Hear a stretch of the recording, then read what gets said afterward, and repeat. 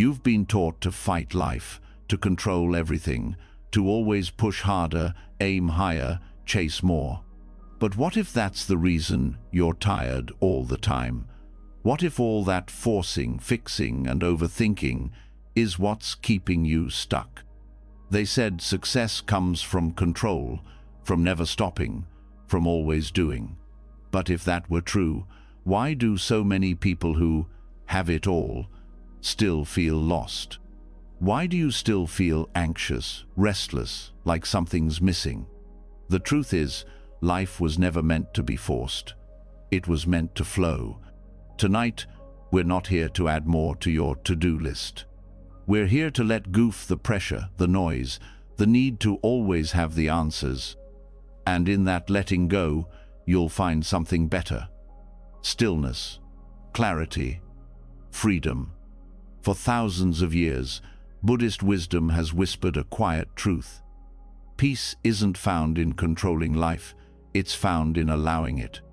Not by chasing, but by trusting. Not by gripping, but by releasing. These teachings aren't just old words in a book, they're a doorway to a quieter mind, a lighter heart, a life that moves with you, not against you. As you listen tonight, something will shift.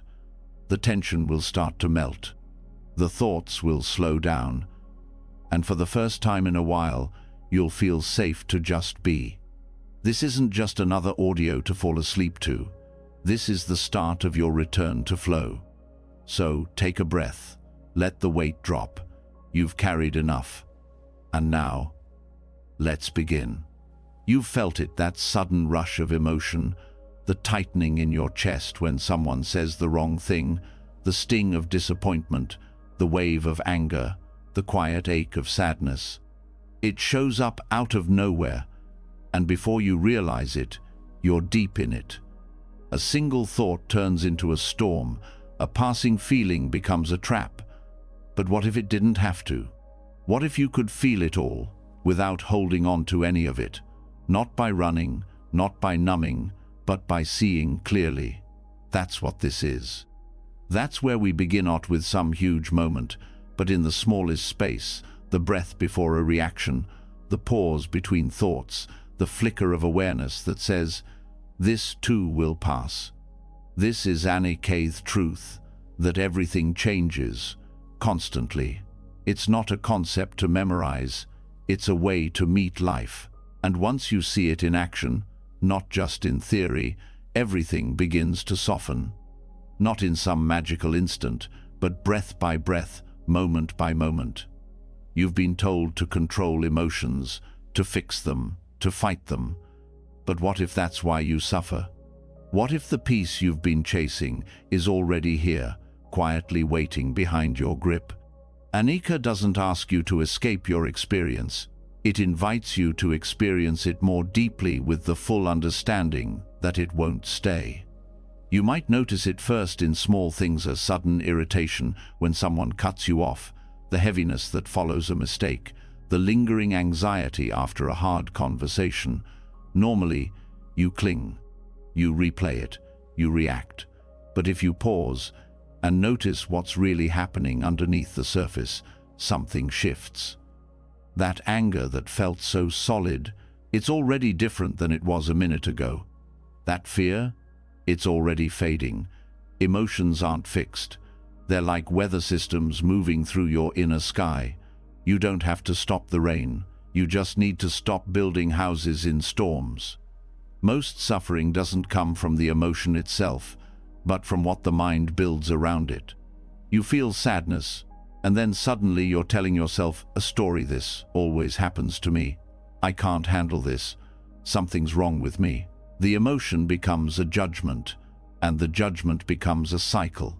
But if you catch it early and say gently, this is just what's passing through me right now, you don't have to go down with the story. You feel the wave, but you don't drown in it. You breathe and you allow it, and slowly you realize it's already changing. It always was. There's a quiet power in noticing how things shift. The breath you're taking now wasn't here a second ago. That tightness in your chest, feel it again. Is it the same as it was when you first noticed it? Really look. Most people don't. They label it, then react. But when you stay curious, when you just watch without interfering, you'll see how emotion rises, peaks, softens, and fades. You don't have to push it out. You don't have to pretend it isn't there. You just have to stop feeding it stories. This doesn't mean becoming passive. It means becoming wise. When you truly see that everything changes, you don't rush to fix what isn't permanent. You meet what's here with gentleness. You don't resist it, and you don't grasp at it. You simply let it be. And in that allowing, it starts to shift on its own.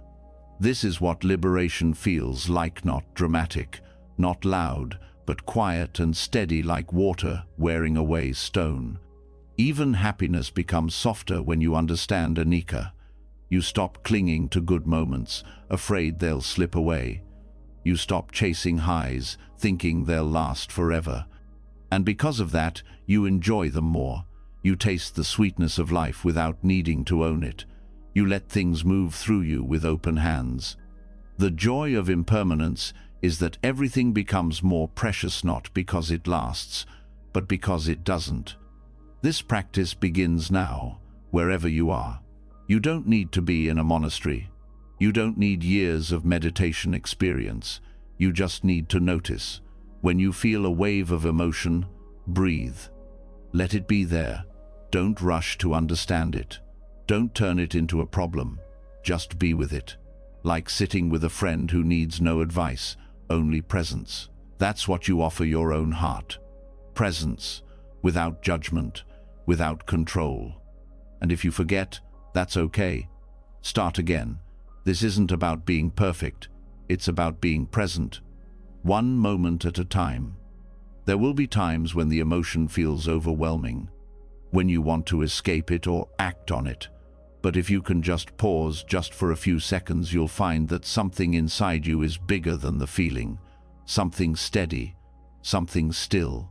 That's your awareness. That's the part of you that doesn't come and go. That's the place you return to every time you remember to stop clinging. Over time, you'll begin to trust it. You'll see the patterns of your mind more clearly. You'll notice how a thought becomes a story, how a feeling becomes an identity, how quickly you go from "I feel sad" to "I am sad" to "I've always been this way." And you'll start to interrupt that loop, gently, kindly, without force. You'll say, "This is just what's happening right now," and you'll let it pass through, like wind through open windows. Anicca teaches you that nothing stays. And that's not depressing, it's freeing. It means you don't have to hold on so tight. You don't have to control every outcome. You don't have to fear change. Because change is what makes healing possible. Change is what allows joy to return. Change is what lets you breathe through the hard parts, knowing they will move. There is so much power in seeing clearly, in staying present with what is, instead of trying to manage what might be. The more you rest in that awareness, the more peace you feel. Not because life is easier, but because you're not at war with it. You stop fighting the moment. You stop needing it to be different. And when you stop resisting, you free up all that energy. Energy you can use to heal, to grow, to love, to be. Not as someone with no emotions, but as someone no longer ruled by them. You'll start to feel more at ease in your own body. You'll notice your shoulders relaxing, your breath deepening, your mind softening. You won't have to try so hard to be okay. You'll just be. That's what awareness gives you, a home you can return to, no matter what's happening outside. You don't need to fix every thought. You just need to see it. And in that seeing, it loses its power over you. This is the medicine of presence. The more you practice, the more it becomes natural. You'll catch yourself in moments you never noticed before. The tight jaw, the racing thoughts, the sudden spike of defensiveness. And instead of reacting, you'll breathe, you'll feel, you'll let go. Maybe not right away, maybe not every time, but more and more. until letting go becomes a habit, until peace becomes your resting place. And you'll see that none of this is about avoiding life. It's about engaging with it more fully. When you stop clinging to how things should be, you start appreciating them as they are, even the hard parts, even the uncomfortable ones, because you know they won't last. You know they're here to teach you something, and when they've taught you, they'll leave. That's how the mind works. That's how healing works. That's how life flows when you let it. So let it. Let the breath come and go. Let the emotion rise and fall. Let the moment pass without trying to hold it. You don't have to be the master of your emotions. You just have to be their witness. You don't have to fix everything. You just have to feel it and let it move. The storm doesn't need your fear to pass. It needs your stillness. You are not your thoughts. You are not your emotions. You are the awareness behind them, the space they pass through. And that space is where freedom lives. Keep returning to it. Keep trusting it. Let it hold you, moment by moment, breath by breath. This is how life flows. Naturally. And now, so do you. You're beginning to see it now. That peace doesn't come from avoiding, fixing, or forcing. It comes from allowing, from loosening your grip on what passes through. But there's one thing most people never think to let go of. The one thing they cling to harder than anything else. The one thing that creates most of the tension, the comparison, the confusion. That thing is the idea of you. Not your real self, but the version your mind built. The image you carry around. The one made of stories, labels, roles, opinions, memories. It sounds like, this is who I am. I'm just not that kind of person. People like me don't do things like that. And without realizing it, those sentences become a cage. Not a visible one, but a tight, invisible script that keeps playing in your head and shaping how you respond to life. This idea of self seems helpful. It feels like stability, like grounding, but it's not. It's pressure. It's a demand to keep acting in line with your past. It tells you, stay consistent, be predictable, defend the story. But life doesn't work like that. Life is movement. And flow is impossible if you're constantly checking back to make sure you're still being the you think you're supposed to be. The ego doesn't just show up in arrogance or loudness. It appears in the quiet thoughts that say, I can't, I have to, they'll think less of me, that's not like me. It shows up in the need to protect your image, to avoid being misunderstood, to prove something. It's subtle, but heavy. It's what makes you feel small in rooms full of people. It's what makes you overthink before speaking. It's what makes you question yourself even when your heart is clear. When you start seeing this, everything begins to open, because you're not being asked to get rid of your identity. You're just being asked to stop clinging to it, to stop confusing it for who you really are. You can still have a name, a voice, preferences, opinions, but without the weight of needing them to define you, without the need to defend them as truth. When that pressure lifts, life starts to breathe again. Every identity you wear was shaped by something: your childhood, culture, past experiences, relationships, fears, traumas, praise, rejection. And while those things shaped you, they are not you. They are conditions, not essence. When you begin to see that, you stop personalizing everything. You stop holding on so tightly to being right, being seen, being validated, because you realize there's something more peaceful than being someone. It's simply being. Flow comes naturally when you stop checking your reflection, when you stop measuring yourself against past versions, when you let go of the inner narrator always whispering, "This is who I am," because that narrator doesn't speak from truth. It speaks from fear, from habit, from comparison. And when you quiet it, What's left isn't emptiness, it's freedom.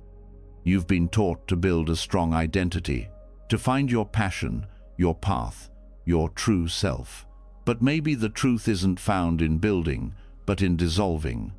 Maybe clarity comes not when you define yourself, but when you become quiet enough to see who you are without labels, when you feel safe enough to not perform, when you no longer need to be anyone in particular. There's a calmness in not needing to be understood, in not needing to explain, in simply acting from presence without referencing your past. That's not forgetfulness. That's freedom. You respond instead of react. You move with what's needed, not with what fits the story you've carried. Think about how often you say, I am anxious, I am shy, I am smart, I am not good at that, I am this, I am not that. Each time, the mind shrinks your whole being into a fixed definition. And that definition becomes a boundary.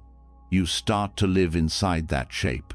You limit what you try, who you meet, how you show up. Not because the world is limiting you, but because your own mind is. That's the grip of identity. But the truth is, you are not a thing. You are not a noun. You are a verb. You're not the story. You're the awareness the story passes through. You're not your habits. You're not your patterns. You're not your preferences. Those things may arise, but they are not you. When you see that, even for a moment, it's like something unclenches inside. You stop needing to fix or prove or explain. You just are. Letting go of identity isn't erasing your personality. It's releasing the demand for consistency with a past that no longer fits. You're allowed to change. You're allowed to evolve. You're allowed to contradict yourself. Growth is contradiction. It's the undoing of who you thought you were. And if you hold too tightly to old versions of you, life will feel like a constant struggle. The idea that you have to figure yourself out can become a prison, as if your job is to find the perfect label and wear it forever. But what if you didn't need to be figured out? What if you could be a little messy, a little uncertain, a little different each day and still be whole? That's not confusion. That's presence. That's the truth showing up in real time, without pretense. You stop asking, who am I supposed to be right now? And instead ask, what's needed in this moment? The answer might surprise you. It might be silence. It might be boldness. It might be stillness. It might be laughter. And when you're not stuck in identity, you can meet the moment fully, not as a role, but as presence itself. This is how you start to flow. Effortless action arises because there's no longer resistance. You don't have to protect a story. You don't have to be seen a certain way. You're not guarding an image. You're just here, responsive, awake, at ease. The more you trust that, the more energy is freed. You don't waste it trying to be liked or proving you're right. That energy becomes clarity. It becomes compassion. It becomes movement aligned with truth. Even your spiritual identity can become a trap. You start trying to act spiritual, speak a certain way, avoid certain emotions, maintain a peaceful mask. But all of that is more identity, more control. The truth is, awakening isn't about being more of anything. It's about being less of what you're not, less defended, less reactive, less attached to how you appear. In this space, love becomes lighter. You don't need someone to validate your worth. You don't enter relationships as a role, or a fixer, or a savior. You just show up with presence, not persona. That kind of love flows because there's no pressure behind it. It doesn't need constant reinforcement. It doesn't collapse when misunderstood. It doesn't rely on identity to exist. Even creativity expands when you're free from identity. You stop making art to be seen as talented. You stop writing to be called wise. You stop performing to be applauded. You just express what wants to come through. And what comes through is more honest, more alive, more original, because it's not filtered through who you're supposed to be.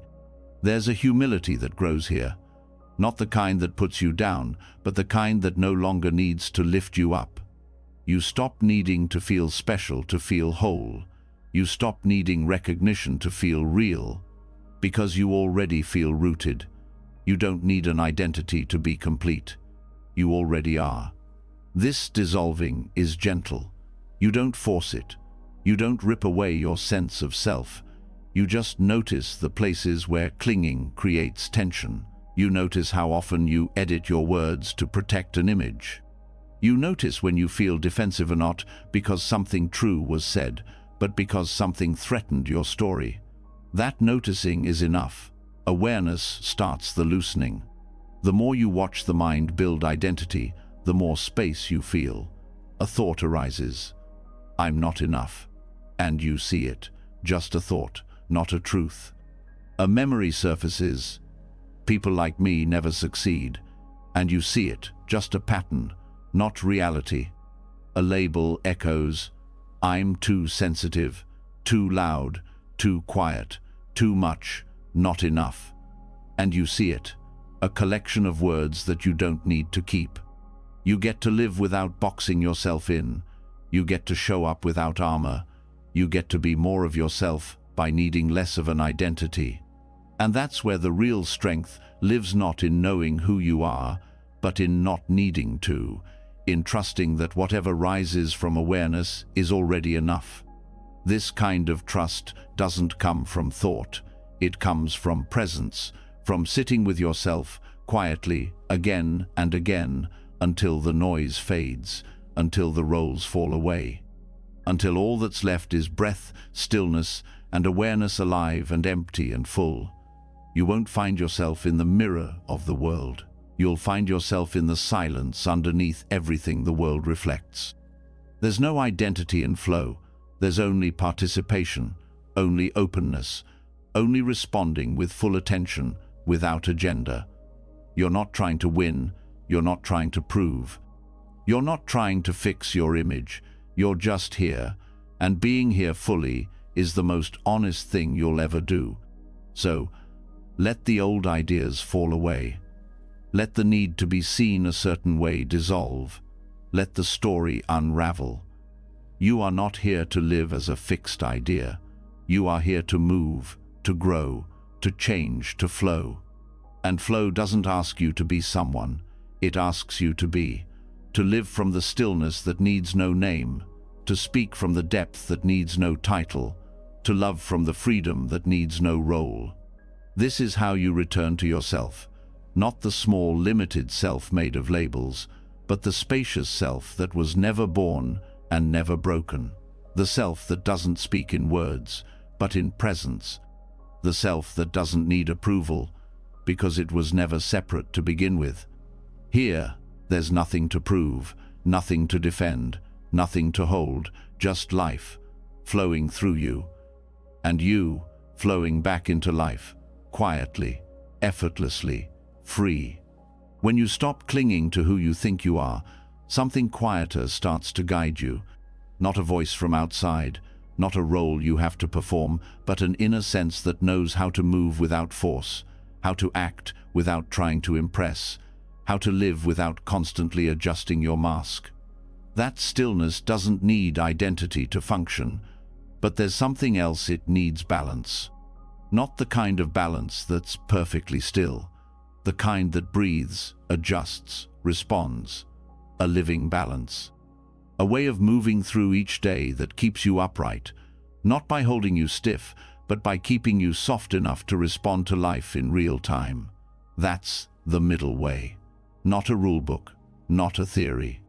A practice, a rhythm, a steady hand in the swirl of extremes. The middle way isn't about standing still. It's about not getting pulled so far in either direction that you lose your center. Life constantly throws options, reactions, urgencies at you, pulling your mind toward indulgence or denial, pushing your heart toward reactivity or suppression. It's easy to swing to the edges: too much, too little, too fast, too withdrawn. The middle way helps you feel the pull before it takes you.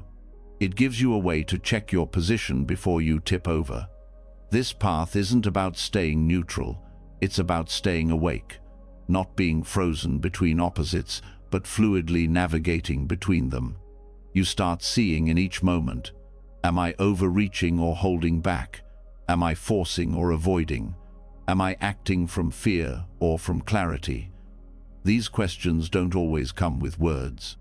They arise as felt sense, as subtle discomfort or ease, as tension or breath.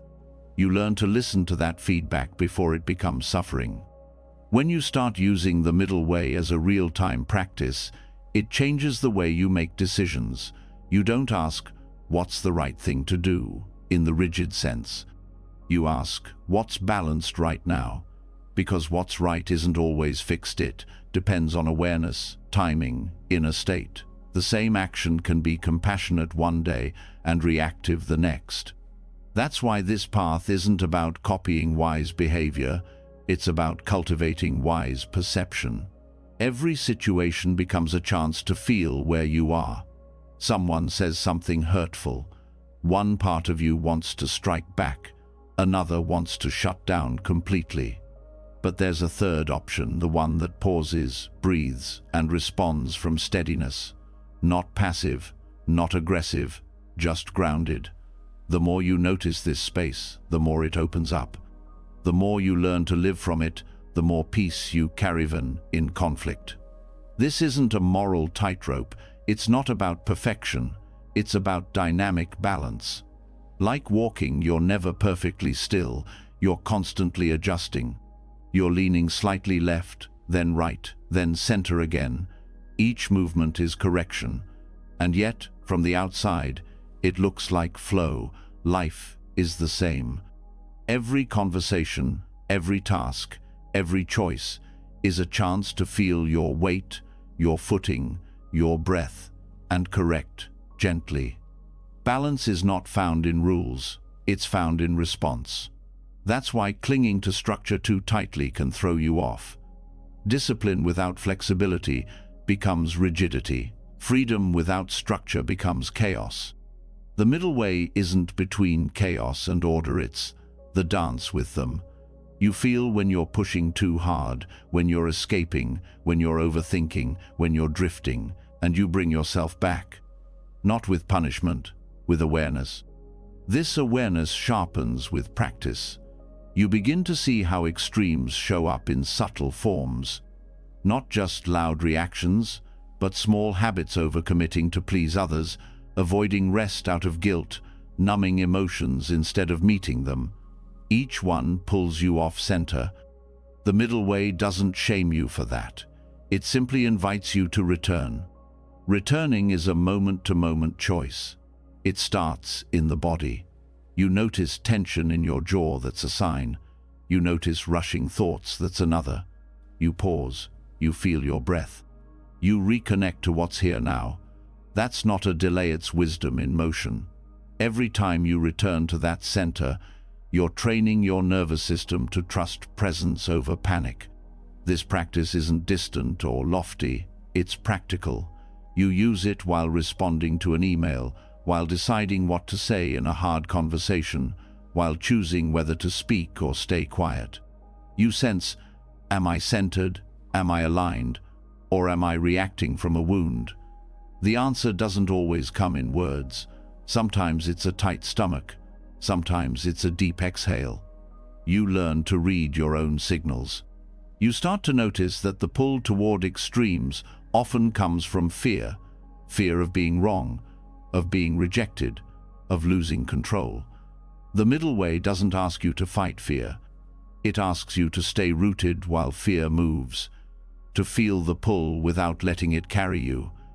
You don't need to win, you just need to stay. Stay present, stay curious, stay kind. Kindness is part of balance. It's what keeps discipline from becoming self-punishment. It's what makes you rest without guilt. It's what lets you say no without anger, and yes without self-erasure. Without kindness, balance becomes a performance. With kindness, balance becomes support. You start choosing actions not because they look good, but because they feel true. Feeling truth requires slowing down, not always physically, but mentally. You start questioning the speed at which you make decisions, form opinions, jump to conclusions. You begin to sense that real clarity isn't fast, it's steady.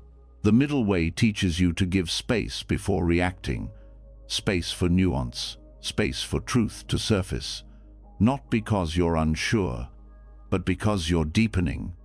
This deepening touches everything. You don't just eat mindfully, you sense what kind of nourishment you actually need. You don't just listen to others, you feel where your listening is coming from. Is it genuine presence or a need to fix? Is it curiosity or control? The middle way turns routine moments into sacred opportunities for clarity. Not because you're forcing meaning, but because you're paying attention. Attention becomes your guide. You stop needing strict rules because your awareness becomes sensitive enough to guide you. You feel imbalance early. You adjust early. And when you miss it, you don't spiral, you simply come back. That's the heart of this path, always returning, never punishing, just adjusting. Over time, this path helps you hold paradox. You stop needing black and white answers. You get more comfortable with not knowing. You stop needing to define everything in advance. Because you realize truth reveals itself in presence, not in over-planning, not in overthinking, in being. This makes you more flexible, not less grounded. Because your grounding comes from clarity, not rigidity. You begin to move differently, speak differently, not with hesitation, but with care, with attentiveness. You start making fewer decisions from impulse and more from alignment. You start living less from should and more from sincerity. And this sincerity is what keeps you in balance, because you're always centered, but because you know how to return to it. There is nothing passive about this. It takes courage to live in the middle, to not react when provoked, to not numb when overwhelmed, to not prove yourself when judged. That strength doesn't come from force, it comes from presence, from holding your ground gently, from acting without needing to control the outcome. Even in rest, the middle way helps you stay awake. You stop swinging between burnout and collapse. You stop using productivity to outrun worthlessness. You rest before the crash. You nourish without guilt. You pause without apology. That's not laziness, that's intelligence. You begin to trust that presence is more powerful than performance. And when life gets intense, you don't need to disappear into distraction or numbness. You stay in contact with what's real. You breathe. You feel. You respond as best you can. And when you fall into old habits because you will, you don't shame yourself. You return. You recalibrate. You keep learning. That's balance. This isn't about becoming someone new. It's about remembering how to move without losing yourself, how to speak without posturing, how to listen without disappearing, how to feel fully without becoming the feeling. That's what balance means. Here, not 50-50, not perfection, but presence. Not staying in the middle out of fear, but out of wisdom. As this becomes your way of being, it gets quieter. You don't talk about balance, you live it. People feel it in your calm, in your steady decisions, in your timing. You respond when others rush. You stay soft when others harden. Not because you're better, but because you're present. And presence knows the difference between reactivity and response. This presence creates spaciousness in your mind, in your body, in your relationships. You start noticing how much tension you used to carry, how much energy you used to waste swinging between extremes. Now that energy returns to you. It becomes clarity, compassion, resilience. You stop burning out. You stop bouncing between control and collapse. You live steadier, breathe deeper. Even under pressure, you move with awareness. You can act quickly, but not impulsively. You can be strong, but not harsh. You can say no, but not from fear. You can say yes, but not from guilt. That's not balance you achieve. One seat's balance you maintain, one breath at a time. There's nothing to prove, nothing to chase. The middle way isn't a destination, it's a home, a place you return to when the world pulls you apart, a rhythm you move with when everything else gets loud. You don't cling to silence, you don't cling to noise. You walk through both, with awareness. That's enough. And when you live this way, others feel it. Not because you preach it, but because your presence makes space for theirs. You don't try to fix them. You don't try to save them. You meet them where they are, while staying rooted in your own balance. That's the most generous thing you can offer. This path continues every day, in small moments, in deep breaths, in gentle corrections. You don't need to get it perfect. You just need to stay close to presence. Let awareness lead. Let kindness soften. Let wisdom guide. And no matter how far you sway, always return to center. This is the art of living well, not through control, but through calibration, not by freezing, but by flowing, not by being right, but by being real. This is the middle way, not as a theory, but as a lived experience. A path you walk with your whole being, quietly, steadily, with breath, with clarity, with peace, even with balance. Something deeper still pulls at you. You pause, you breathe, you respond with awareness, and yet, without knowing why, you sometimes fall into the same reactions, the same thoughts, the same emotions. Patterns you didn't choose, but feel caught in. The loop repeats, not because you aren't trying, but because something underneath the surface is driving the wheel. Something older than your latest insight, older than your conscious mind.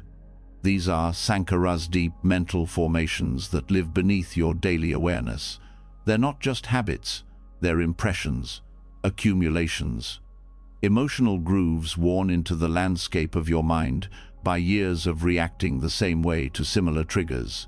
They're the leftover energy of what you've clung to or pushed away, fear that stayed too long, anger that didn't release, pain that you numbed instead of felt. And they don't just disappear with understanding. They operate silently, waiting for the right moment to reappear. You can think of Sankaras as the residue of reaction. Every time you react without presence, a mark is left behind. Over time, those marks harden into tendencies. The tendency to withdraw, to lash out, to shut down, to crave attention, to avoid conflict. They feel automatic because, in a way, they are. The body remembers. The nervous system holds them. The mind continues the loop, not because it's bad, but because it believes it's keeping you safe. These formations disrupt your natural flow. They block awareness. They cloud your ability to see the present moment for what it is. Instead, you respond to the past projected onto now. You aren't speaking to what's in front of you, you're reacting to something stored deep inside. Someone criticizes you, and it's not just their words that hurt, it's every old wound they touched without knowing. This is why presence sometimes slips, even when you know better. The Sankara speaks before you do. Letting go of Sankaras isn't about effort, it's about awareness. You don't rip them out, you don't shame them away. You meet them, you feel them. And most of all, you allow them to rise without reacting to them again. That's the detox. Not avoidance, not suppression, but full conscious presence with what's surfacing. When these formations come up, they don't always feel logical. You might feel fear with no danger, shame with no crime, sadness without reason. The mind rushes to explain, but explanation isn't release. What these formations need is space, non-resistance. You give them room to move without giving them more energy. That's how they weaken. That's how they dissolve. Awareness is the fire that burns these residues, not violently, but gently. When you remain still as the discomfort rises, you break the cycle of reaction. You stop feeding the old loop. You don't reach for distraction. You don't follow the story. You stay with the raw sensation. You breathe. You soften. You let it express without acting on it. And over time, the pattern fades. This requires trust that you can feel intensity without collapsing, that you can meet your oldest pain without it owning you, because sankharas are persistent. When you stop reacting, they sometimes scream louder, not to punish you, but because they're unraveling, they're surfacing to be seen fully, maybe for the first time. Stay. Stay through the discomfort, through the shaking, through the flood. Not because you enjoy it, but because you're not afraid to feel anymore. You're not healing through control. You're healing through presence, through witnessing the truth of what lives in you. Every time you do this, the nervous system releases something it was holding. The breath deepens, the body loosens, the pattern loses strength. That's the process, not dramatic breakthroughs, but consistent honesty, quiet courage, repetition of presence. Sometimes sankharas appear in thoughts that seem urgent. The mind will say, "You have to fix this now. You have to do something." But urgency isn't clarity, it's residue. The need to fix is often the fear being disguised. The wisest choice is often to wait, to feel, to listen, to move only when the inner noise has settled. Because if you move from compulsion, the pattern rewrites itself. But if you stay still, it unwinds. Detox doesn't mean feeling nothing. It means stopping the habit of turning feeling into reaction. You don't make the emotion go away. You allow it to pass without becoming it. That gap between sensation and response, that's the ground where sankharas lose their roots. That's where you free yourself without force. This isn't a quick process. Some sankharas are from early in life, some from years of repetition, some passed down from family, culture, collective fear. They come with layers. And each time they arise, they give you a chance to fight, but to free. You don't have to know their exact story. You don't need a detailed map of your past. You just need willingness to feel without escaping. As you detox, subtle shifts begin. Reactions become slower. Words carry less defensiveness. You start noticing when you're about to act out of habit and pause. The pause is powerful. It's where new patterns are born, where new space opens. You realize you don't have to follow every thought. You don't have to obey every urge. You can be aware without being controlled. That's when flow returns, not as a reward, but as a result of not blocking yourself anymore. The effort you use to spend reacting, suppressing, overthinking it, becomes energy for movement, clarity, creativity. You don't need to constantly heal, you start to live from healing. Not because the pain is gone, but because it no longer leads. And yet, there's no arrival point. Sankharas rise in layers. Some patterns stay quiet until you're ready to meet them. Life brings triggers not as punishments, but as invitations. Each challenge, each discomfort, each stuck moment is a chance to uncover another hidden reaction. You stop fearing these moments. You meet them with curiosity. Instead of asking, "Why is this happening again?" you begin asking, "What is this showing me?" That simple change softens the whole experience. You become a student of your own inner world, not a fixer, not a judge, just a witness, a participant in your own liberation. As old tendencies loosen, your presence gets lighter. Interactions become less loaded. You don't brace yourself before speaking. You don't rehearse how to be. You don't carry tension into every conversation. That's not because life got easier, but because you're not projecting as much onto it.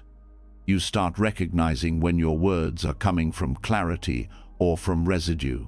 The tone shifts, the timing changes. You stop interrupting yourself with the need to perform. And in that silence, your truest responses emerge no rehearsed, not filtered, just real. This realness makes connection easier. You no longer meet people through layers of defense. You listen with your whole body. You speak without overcompensating. Even your eyes soften. And people can feel that. They sense you're not trying to prove something. You're just present. And that presence creates safety not only for them, but for you.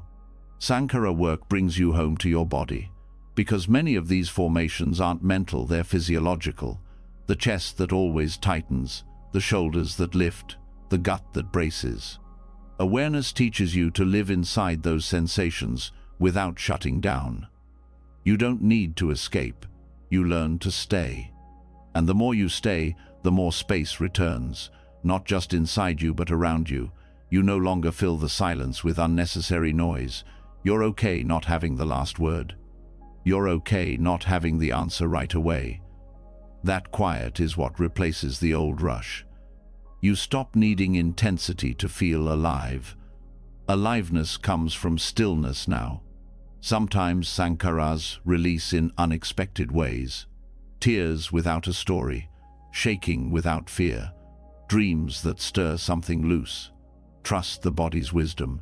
It knows what it's doing. You don't need to analyze everything. You just need to support the release. That means staying hydrated, resting, moving slowly, saying no when your energy is low. Your system is doing deep work, honor that. This process rewires you, not just emotionally, but energetically. What once drained you doesn't affect you the same. What once triggered you now passes through. You feel more stable in joy, more grounded in sadness. You don't swing as far. You don't collapse as fast. That's not numbness, that's strength. You start sensing other people's sankaras too. Not to judge but to respond with compassion. You recognize when someone is speaking from a wound. You don't need to match their reactivity. You hold your space. You don't take it personally, because you know what it's like to be caught in a reaction that doesn't match the moment. This doesn't mean tolerating harm. It means recognizing what's yours to carry and what's not. You become more clear about boundaries, not as defense, but as clarity. You stop overextending. You stop absorbing what doesn't belong to you. You move from sovereignty, not from guilt. Eventually, this awareness becomes background. You don't need to practice it all the time. It becomes how you live, not always with effort, but with ease. Presence becomes your default. Old reactions may still visit, but they don't stay long. They don't lead. They don't define you. You walk differently, sit differently, speak differently, not because you're performing peace, but because you're no longer fueled by unrest. You're not living to escape your patterns. You're living from beyond them. That's not perfection. That's maturity. Not because you've mastered everything, but because you've stopped hiding from anything. This is what Sankara Detox gives you. Space. Inside your breath, inside your choices, inside your emotions. You don't always know what's coming next. But you no longer meet it with the weight of your past. You meet it with presence. And in that presence, you're finally free to respond not as a product of your conditioning, but as the clear awareness you've always been, quietly, without force, and fully alive. As the weight of unconscious patterns begins to fall away, something lighter takes its place, not passivity, not escape, but a quiet sense of clarity. No longer reacting from old pain, no longer pulled by automatic habits. You find yourself with space to move, to speak, to act. But now, a new question arises. How do you move through life with presence without falling back into striving? How do you engage fully without being driven by the need to prove, fix, or rush? This is where the heart of Appamada begins to unfold, not in effort as force, but in effort as presence. a kind of alertness that isn't aggressive, a dedication that isn't exhausting, a way of showing up that honors both the moment and your natural rhythm. This is the path of effort without struggle, diligence without tension. Most people are taught to push, to always try harder, to chase goals with urgency. If something isn't working, the answer must be to apply more force. And if you slow down, you risk being left behind. But this conditioning creates inner pressure, the kind that tightens your breath, clouds your mind, and makes even simple tasks feel heavy. The moment you begin to think you have to fight for peace, you've already stepped out of it. Appamada doesn't mean doing less. It means doing from a different place. It means shifting from effort rooted in fear to effort rooted in clarity. You're not acting because you're panicked. You're not moving because you're behind. You're engaging because there's an inner sense of rightness, no pressure, no panic, just a steady commitment to presence. This kind of diligence is soft and alert. It doesn't resist the moment, but enters it with attention. When you move from appamada, you aren't rushing to the next thing. You're fully with what's here. If you're washing dishes, you're washing them with care. If you're having a conversation, you're listening without waiting for your turn to speak. The doing happens, but it flows from presence and no from a tight need to finish, succeed, or achieve. Non-striving doesn't mean being lazy or detached. It means your actions are free from grasping. You do what needs to be done, but without the added layer of mental pressure. You're not trying to control the result. You're not turning the present moment into a tool to get somewhere else. Instead, you trust that right effort, grounded in awareness, brings about right outcomes without needing to force them. This approach transforms how you relate to your goals. You can have direction without obsession. You can move with intention without hardening into control. Your energy becomes more sustainable because it's not constantly drained by anxiety. You're not working from fear of failure. You're working from connection to what matters now. That connection nourishes you, even when the work is hard. You begin to notice when effort turns into strain. There's a subtle shift. You go from flow to friction, from openness to contraction. The breath shortens, the shoulders tense, the mind rushes. This is your signal, not to stop, but to recalibrate. You don't need to abandon the task. You just need to return to presence. Drop the mental weight. Feel your body. Let the action come from alignment, not urgency. Appamada is diligence with wisdom. It's effort that understands timing. Some things require stillness. Some require boldness. Some need patience. Some ask for surrender. Mindful effort feels the difference. It doesn't treat every problem the same. It doesn't apply the same pressure everywhere. It listens, it adjusts, it acts, but never out of fear. This way of moving also helps you avoid burnout, because what wears you down isn't just doing, it's the mental resistance that piles on top. It's the self-judgment, the internal deadlines, the belief that rest means failure. With appamada, rest becomes part of the rhythm. Pausing isn't falling behind, it's part of moving wisely. You're not abandoning your path. You're honoring your limits. This isn't indulgence, it's intelligence. When you allow yourself to pause, to step back, to feel before acting, your work deepens. Your relationships soften. Your mind clears. You become more responsive, less reactive. The energy you used to spend forcing life now supports you in living it fully. You begin to act from spaciousness. You're not driven by what others expect. You're not reacting to what you fear. You're simply doing what the moment calls for, from a place of internal steadiness. That steadiness isn't passive, it's alive.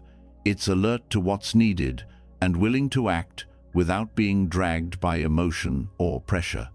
This also transforms your sense of discipline. Most people think discipline means forcing yourself to do things you don't want to do, But true discipline is something different. It's choosing what aligns with your deepest values, even when it's uncomfortable. It's staying connected to your intention, not just your impulse. And when that discipline is guided by presence, not punishment, it becomes a joy. You're not fighting yourself. You're walking with yourself. There's a deep respect in this way of living, respect for your energy, respect for your body, respect for time. You stop seeing yourself as a machine that has to produce. You start seeing yourself as an instrument of awareness. Your value isn't measured by how much you do, it's measured by how present you are in what you do. This helps you let go of comparison. You stop measuring your path against someone else's speed. You stop believing that faster is better, that louder means more important. You start tuning in to your own rhythm. You move when it's time. You rest when it's time. You listen to what's real, not what's expected. This inner alignment brings peace, not because everything is easy, but because you're not at war with your own pace. Even in ambition, this clarity remains. You can have big dreams without being consumed by them. You can take bold action without turning your life into a race. You're not proving your worth. You're expressing your truth. That expression doesn't need to be forced. It arises naturally when you stop trying to push life faster than it's ready to move. This kind of effort feels light in the body. You might be busy, but you're not frantic. You might be challenged, but you're not rigid. The movement is there, but it's graceful. You're in contact with what's essential. You don't waste energy on overthinking, on pleasing, on rushing through tasks just to finish. Every step becomes intentional. Every breath a reminder that this moment matters, not just the result. Appamada allows you to stay steady even when life gets difficult. You're not crushed by setbacks because your effort isn't tied to outcomes. You're committed to presence, not perfection. When things go wrong, you adjust, you learn. You keep showing up not because you're forcing yourself, but because something deeper is moving you. That deeper movement is what matters most. It's not flashy, it doesn't scream, but it's consistent. It carries you when motivation fades. It grounds you when things fall apart. You're not running on adrenaline. You're rooted in awareness. You don't need to hype yourself up to take action. You simply act when it's time, and rest when the moment is complete. This also changes how you relate to success. You stop chasing moments of validation. You stop needing constant proof that you're doing well. Your success becomes how well you stayed present, how honestly you showed up, how clearly you acted from intention. That kind of success can't be measured in numbers, but you feel it in your body, in your breath, in your peace. And when failure comes, as it always does, you meet it differently. You don't collapse, you don't panic, you reflect, you respond, because you're not ashamed of effort. You're not ashamed of trying. You're not driven by fear of falling. You're guided by a deeper rhythm, and that rhythm allows room for everything: success, failure, silence, motion. Nothing is wasted. This is what it means to walk through life awake, to give your energy fully without holding back, but also without clinging, to love what you do without becoming trapped by it, to stay alert to what matters and relaxed about what doesn't. That's the art of mindful non-striving. It's not about doing nothing, it's about doing without tension. As this way of living deepens, you stop postponing peace. You don't say, "I'll relax when I'm done." You relax while doing. You don't wait for everything to be perfect before you feel okay. You feel okay now, and let that calm move through your actions. Your effort becomes love in motion. Your presence becomes your power. And others feel that too. You become someone people can trust. Not because you're flawless, but because your energy is stable. You don't bring panic into the room. You bring groundedness. You're not trying to control others. You're responsible for your own state. That kind of presence is rare and powerful. This doesn't mean you're always calm, but even when you're upset, you're conscious of how you act. Even when things feel hard, you know where to return. You don't abandon yourself. You stay. You move through it, not around it. And you do so with as much grace as the moment allows. That's what real effort looks like. It's not measured in struggle, it's measured in sincerity, in presence, in consistency. In your willingness to show up, again and again, with an open heart and a steady hand. Not for praise, not for approval, but because it's the most honest way to live. And when you live this way, you stop chasing flow. Flow becomes your default. Not because everything is smooth, but because you are. You're no longer pulled by extremes. You're no longer reacting from fear. You're acting from clarity. And that clarity is what makes your effort effortless. Appamada is not a destination. It's a moment-to-moment practice, a way of remembering what matters most, a commitment to live awake, to love without force, to act without clinging. You don't need to rush, you don't need to fix, you just need to stay with what's real. And from that place, life moves, quietly, clearly, without struggle, without strain, only presence, only flow, only effortless effort. The more you live from presence, the less you need to hold. When effort becomes aligned instead of forced, life stops feeling like something you have to push through. There's less grasping, less defending, less performing. What begins to surface in this stillness is something even subtler, a kind of lightness that doesn't come from getting what you want, but from seeing that you don't have to hold so much in the first place.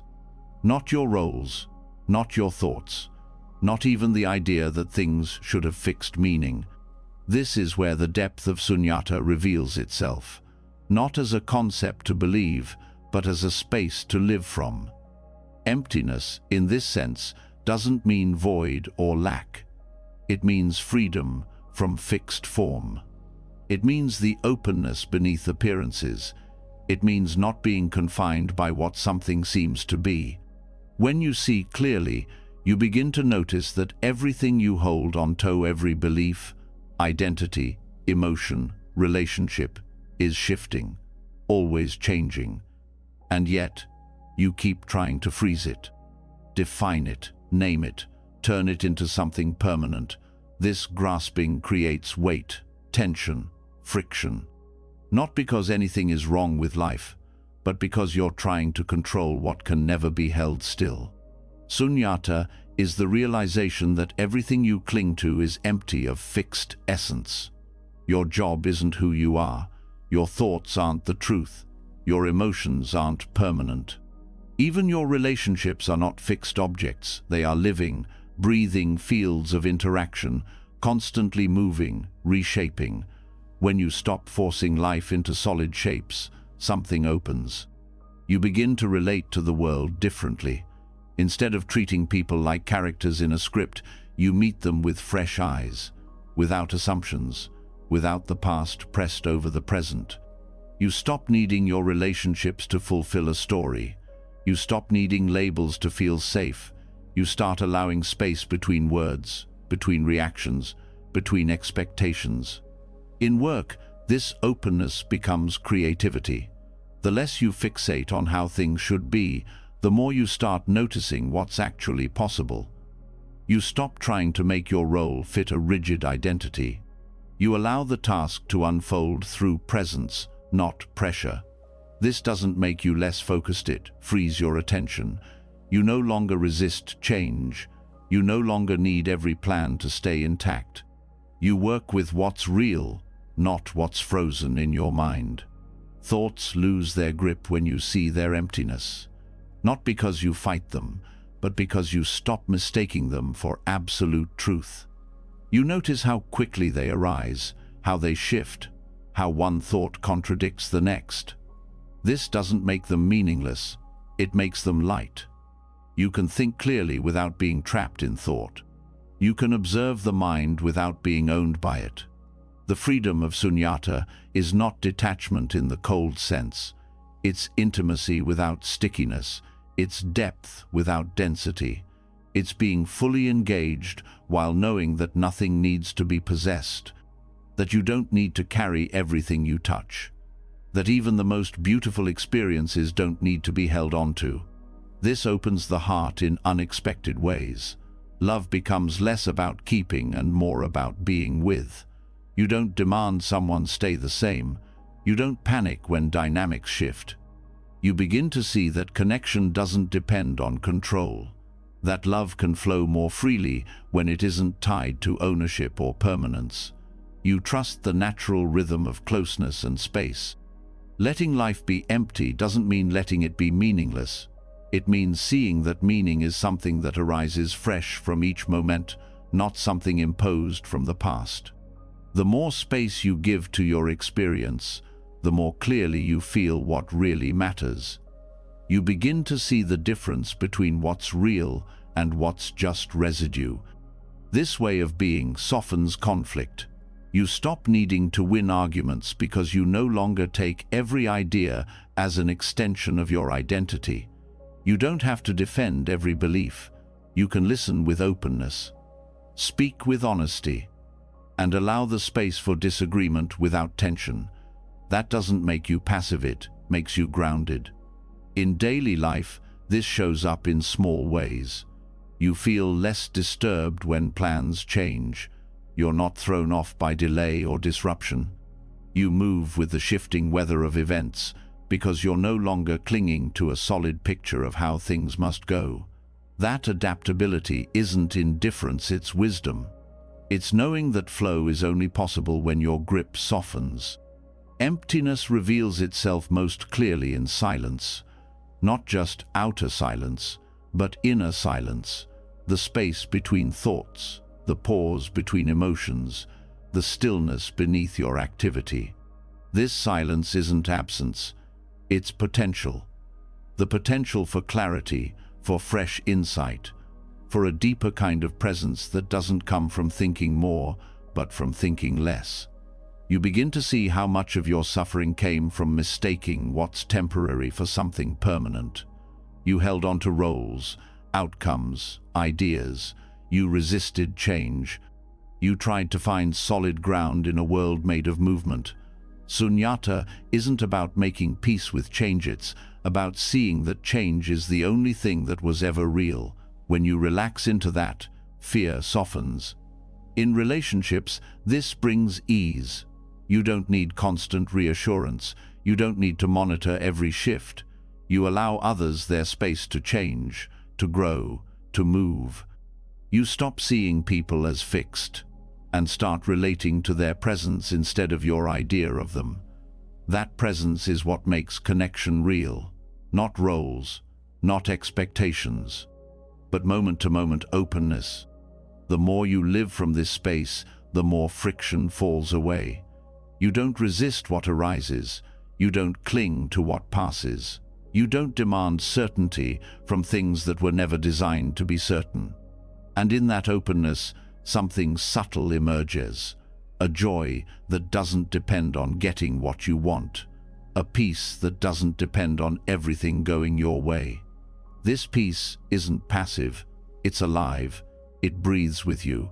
It shows up in how you move, how you listen, how you let go without shutting down. You start seeing that emptiness is what allows everything to happen. It's not a void, it's the canvas, the space in which all experience appears and disappears moment by moment. Even your sense of self becomes lighter. You stop defining yourself by history, labels, performance. You stop carrying the need to be consistent with who you were. You allow yourself to evolve without apology. You become a space through which life moves, not a fixed character trying to hold a shape. That's not losing your identity, it's letting it breathe. This space is not something you create. It's what remains when you stop filling every moment with thought, every silence with noise, every action with judgment. When you stop clinging, space appears. And in that space, truth can speak. You begin to know yourself not through analysis, but through direct experience. Not as an idea, but as a presence that doesn't need explanation. In this emptiness, compassion grows, because the more you see that everything is moving, the more you stop judging people for being in process. You know that reactions aren't permanent, that pain isn't identity, that mistakes are part of movement. You become more patient, not by trying harder, but by seeing deeper. You also become less reactive. There's room inside you now, room between stimulus and response, room to breathe before speaking, room to feel before deciding. That space doesn't mean detachment. It means you're no longer trapped in automatic patterns. You respond with clarity, not compulsion. Sunyata turns urgency into presence. You stop rushing to resolve every emotion. You stop needing to fix discomfort immediately. You allow what arises to rise fully. You give it space. And in that space, it often resolves its not because you solved it, but because you let it unfold. This affects how you create, how you build, how you lead. You don't impose structure too soon. You give ideas time to ripen. You trust the unfolding process. You don't fear the unknown, you meet it with curiosity. You allow room for not knowing, which is where true creativity begins. Even your spiritual path becomes lighter. You stop chasing enlightenment as a destination. You stop needing to feel a certain way to believe you're growing. You realize the path is not about adding more eights, about removing what blocks, what's already here, what's already awake, what's already whole. Sunyata invites you to live from spaciousness, to trust what opens when you stop forcing, to listen more than you speak, to feel more than you explain, to allow more than you control. That trust changes your pace. Your rhythm slows, not from laziness, but from awareness. You stop trying to outrun yourself. You start walking with life. That walk becomes simpler, not in what you do, but in how you hold it. You stop measuring your worth by output. You stop organizing your value by comparison. You just keep returning to presence. That presence becomes the ground from which all action arises, not scattered, not desperate, but clear and steady. This is how emptiness fills you, not with answers, but with clarity, not with beliefs, but with openness, not with more ideas, but with less noise. You don't become disconnected. You become more real, more available, more free. You don't need to explain this to anyone. You just live it, quietly, fully, moment by moment, meeting life as it comes without grasping, letting it move through you without resistance, letting each breath carry what it must, and releasing what it no longer needs to hold. This is what it means to live spaciously, to let things come, to let things go, to stay soft in a world that wants you hard, to remain open, even when closing would be easier. That's not weakness. That's strength without armor. Sunyata doesn't offer control. It offers freedom, not from life, but from the illusion that you have to hold it all together. You don't. You never did. You're already held by something deeper than thought, something wider than form, something spacious enough to let everything be exactly as it is and still feel whole. Keep letting go, keep softening, keep trusting the space between things. That's where truth lives. That's where peace breathes. That's where you begin again, with nothing to carry and everything to feel. Spacious, light, free. When you stop clinging to form, something softens. You stop needing life to fit a shape it was never meant to hold. You stop gripping every thought, every role, every moment. That space you, open spaciousness of mind, of breath, of awareness, doesn't erase pain. It simply reveals that pain doesn't have to trap you. Even within openness, discomfort still comes, loss still comes, grief still moves through the body. But now, you meet it differently. You stop sinking into it. You learn how to stay on top of it. You learn how to ride the wave. This is the shift, the part that changes everything, the moment when you stop treating suffering as something wrong and start meeting it as something workable. Dukkha, the core Buddhist term for suffering or unsatisfactoriness, is not a mistake. It's part of the fabric. It shows up not because life is broken, but because things change, people change, expectations break, and the mind resists what is. There's no bypass here. This isn't about avoiding or sugarcoating pain. It's about developing a new relationship to it, one where pain is not your enemy, where hardship is not your identity, where discomfort is no longer a reason to collapse, but an invitation to wake up. The suffering you feel does not need to drown you. It can show you how to stay afloat. It begins with presence, not presence as a technique, but as an orientation, being willing to feel without judgment, to allow what hurts without needing to label it as failure. The body contracts around discomfort. The mind reacts to avoid it. But what happens when you stop pulling away? When you stop fighting the current and start learning its movement? Pain is energy. It rises, it peaks, it moves. It speaks in sensations, in pressure, in heat, in tension.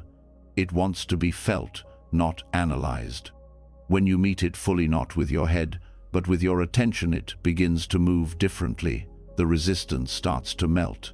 And in that melting, you find space where there was once only tightness. This space is not comfort. It's capacity.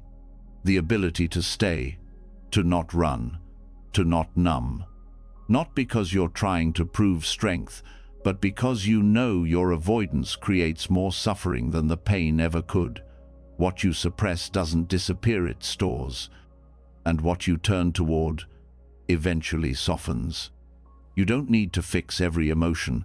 You don't need to resolve every thought.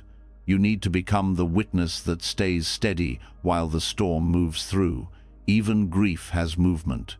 Even heartbreak has rhythm. When you learn to feel without clinging, every wave of pain becomes something you can ride instead of sink into. This doesn't make you detached. It makes you stable. Your sensitivity doesn't decrease, your capacity increases. You begin to understand that pain can open you instead of break you. That hardship can deepen your presence instead of stealing it. Suffering can be fuel for insight, for compassion, for wisdom, but only if you stop treating it like poison. To float on dukkha is not to celebrate it, but to stop fearing it, to stop turning every discomfort into a catastrophe. To notice that most of what makes suffering unbearable is the way you tense around it, the stories you add to it, the resistance you pile on top of it. Pain alone is manageable. It's the mental reaction that turns it into torment. You start by naming what's true. There is pain, there is loss, there is confusion, but then you pause before the narrative begins. You don't need to build a house around the pain. You don't need to turn it into identity. You don't need to decide who you are based on what hurts. You just feel, directly, honestly, without story. The breath becomes your anchor. Every inhale, a return to what's real. Every exhale, a letting go of what's extra. You don't breathe to escape the pain. You breathe to make space for it, to hold it with dignity, to say, even this has room here, even this belongs. When you stop labeling discomfort as failure, you begin to learn from it. Every hard moment becomes a teacher. Every emotional contraction shows you where you're still attached, where you still want control, where you still expect something solid in a world that moves. This kind of clarity doesn't always feel good, but it frees you. And freedom, in time, brings a peace that comfort never could. You also learn to spot the habits that rise from pain, the avoidance strategies, the defensiveness, the habits of overworking, overthinking, isolating. You see how pain often isn't the issue, your reaction to it is. And when you start catching these habits as they arise, you stop strengthening them. You interrupt the pattern. You make space for a new choice. This doesn't mean you'll never fall. You will. You'll still feel overwhelmed sometimes. You'll still want to check out. But you'll return faster. You'll remember sooner. You'll recover with less damage. That's the result of practicing no perfection, but resilience. Your resilience isn't built by avoiding suffering. It's built by turning toward it again and again without collapse. Like learning how to stand in deeper and deeper water. At first it knocks you down. But over time, your legs learn the rhythm. Your body finds its balance. You stop fearing the wave. Even joy changes in this space. It becomes quieter, more grounded. Not a high you need to chase, but a lightness that arises when you're no longer crushed by every difficulty. You feel the joy of simply being able to stay present, to not run, to not be pulled under by life's inevitable storms. Pain becomes less personal. You stop thinking, "Why me?" And you start seeing, this is part of being alive. Everyone suffers. Everyone loses. Everyone feels grief, fear, doubt. This realization doesn't make you cold, it makes you connected. You stop isolating in your pain. You feel less alone, because you know you're walking a human path. From that place, compassion grows, not as an idea, but as a lived experience. You see others in pain, and you don't flinch. You don't need to fix them. You simply know what it feels like, and you stay with them. That staying becomes the most powerful thing you can offer. Your presence becomes medicine. You also become more honest with yourself, with others. You stop pretending to be okay when you're not. You stop hiding your struggles out of shame. Vulnerability stops feeling like weakness. It feels like alignment. You'd rather be real than perfect. You'd rather be true than polished. This honesty creates intimacy. It softens your walls. It invites others to show up fully, without fear of judgment. When you're no longer terrified of your own pain, you stop fearing theirs. And that mutual recognition builds something strong: trust, connection, healing. It all begins with being willing to face what hurts. As you keep meeting dukkha with clarity, your baseline changes. You stop expecting life to be painless. You stop waiting for all discomfort to go away before you start living. You begin to live in the middle of it, fully. Not because it's easy, but because it's real, because presence doesn't require comfort. It only requires willingness. You stop delaying peace. You stop saying, "I'll feel free when this ends." You start saying, "I'll feel free by staying open now, not later, not after everything is fixed, but here, with this breath, with this ache, with this moment, exactly as it is." And from that place, something surprising happens. Gratitude arises, not for the pain itself, but for your ability to hold it. Gratitude for the strength you didn't know you had. Gratitude for the depth of presence suffering invited you into. You begin to see that everything you ran from had something to teach you. That learning changes how you move forward. You stop needing guarantees. You stop needing life to go a certain way. You walk with presence, not with fear. You walk with courage, not because you feel brave, but because you know you don't need to be fearless to keep going. You know you just need to stay open. This openness is where freedom lives. Not beyond pain, but within it. Not as escape, but as awareness. When you no longer turn pain into a problem, you stop drowning in it. You float. You feel the movement. You rise and fall, but you don't sink. You ride the wave, steady and awake. This is not an escape from suffering. This is a new relationship with it. One that honors it, one that allows it, one that transforms it. Because in that transformation, you meet something deeper than relief. You meet resilience. You meet presence. you meet the truth that you are more than what hurts. You are the awareness holding it all. So, when pain comes, you don't run. You breathe, you feel, you stay, you let it move. And in its passing, you find not only relief but wisdom, depth, strength, and the quiet knowing that nothing you face will ever be more powerful than your ability to remain present. You float, you ride, and you rise. As your relationship to pain begins to soften, you no longer feel the need to react to it in predictable ways. You learn to hold discomfort without collapsing.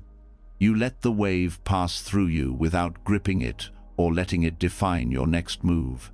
This shift in your inner world naturally begins to ripple outward, especially in the way you speak. Words are not separate from your thoughts or emotions. They are how your inner world touches others. And now that your inner world is less reactive, less tight, it's time to explore how to speak without clinging, how to use your voice without building karma with every sentence. Most people don't realize how much weight they carry in their words. A comment isn't just a comment, it's a release of emotion, an attempt to prove something, a defense of an identity, a plea for approval, or an effort to dominate. So much speech isn't really about communication, it's about control, it's about clinging.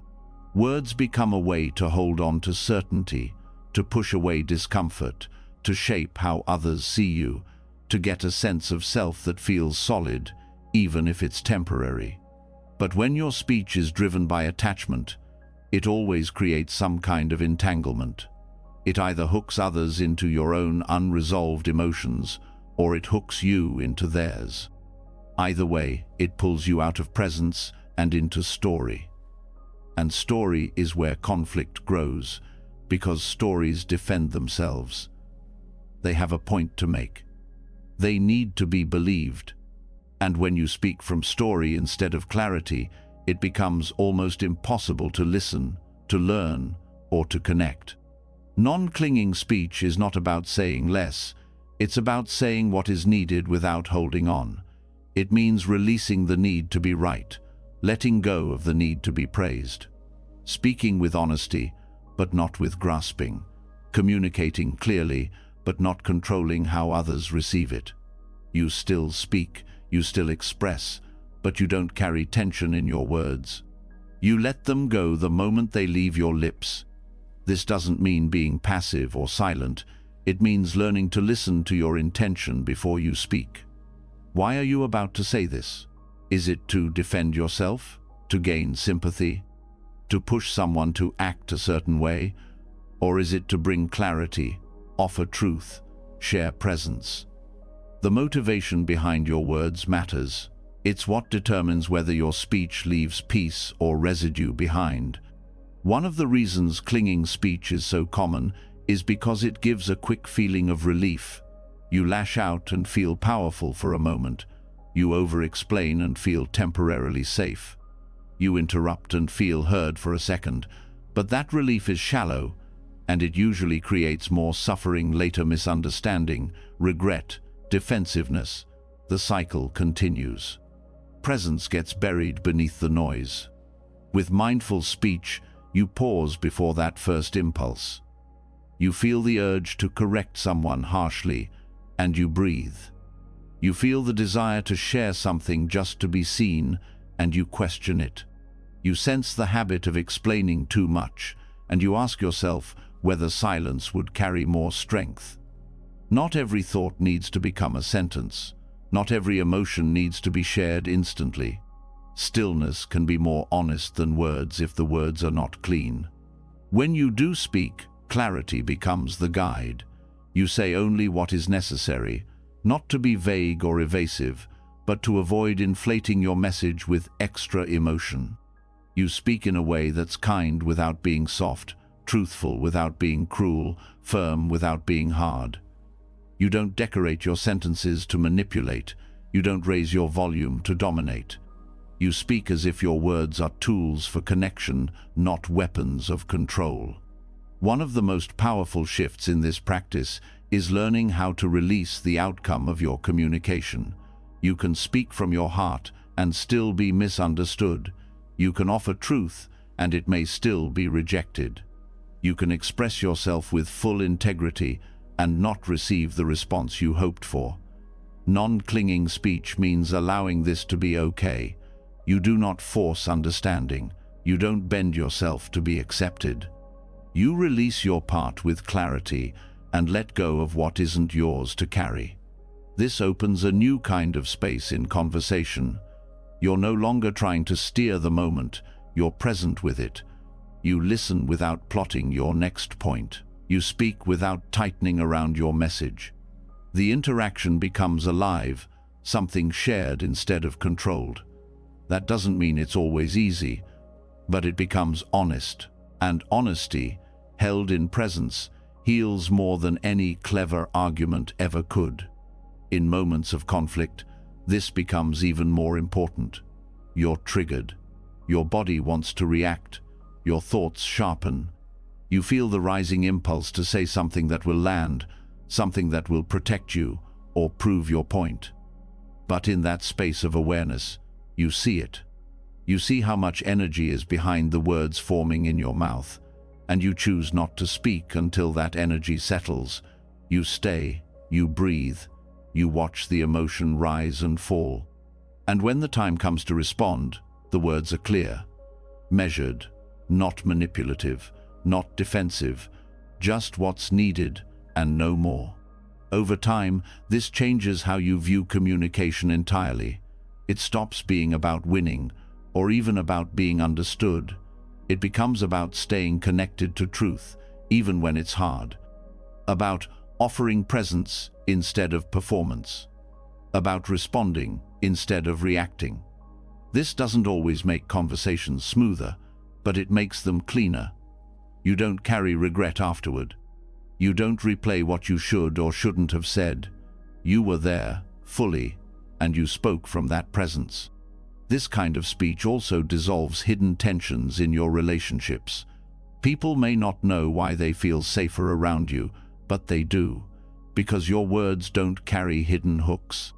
You're not subtly manipulating, guilt-tripping, or demanding. Your voice becomes something others can trust, not because it's perfect, but because it's sincere. Even your inner speech begins to shift. You stop narrating every emotion. You stop creating drama out of discomfort. You notice the stories forming in your mind and you don't believe all of them. You start speaking to yourself with the same clarity you offer others. You stop clinging to internal commentary that fuels self-doubt or judgment. You create space in your own mind by letting go of unnecessary commentary. This inner spaciousness supports your outer communication. The less reactive your inner world, the more responsive your words. You're not as easily hooked by others. Their moods don't dictate your speech. Their projections don't throw you off. You stay steady, not because you're detached, but because you're not trying to control anything. You're rooted in presence, not in performance. You also learn the art of not speaking. You realize silence isn't awkward, it's powerful.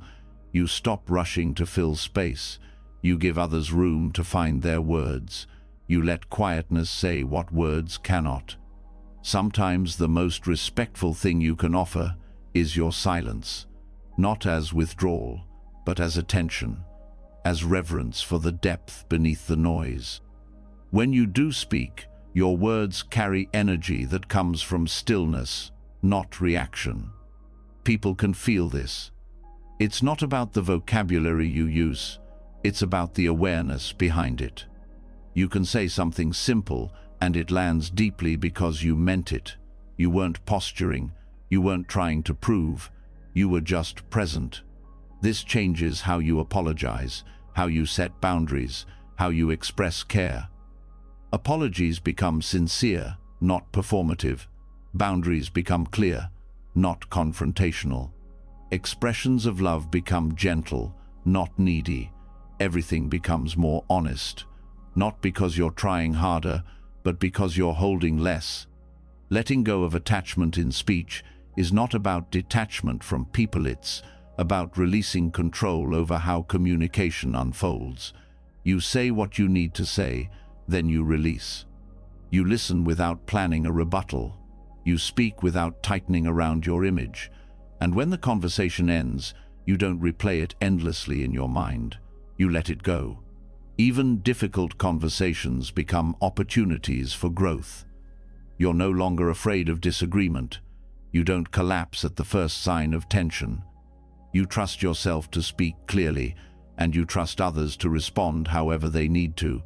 That mutual respect builds a foundation where honesty can thrive.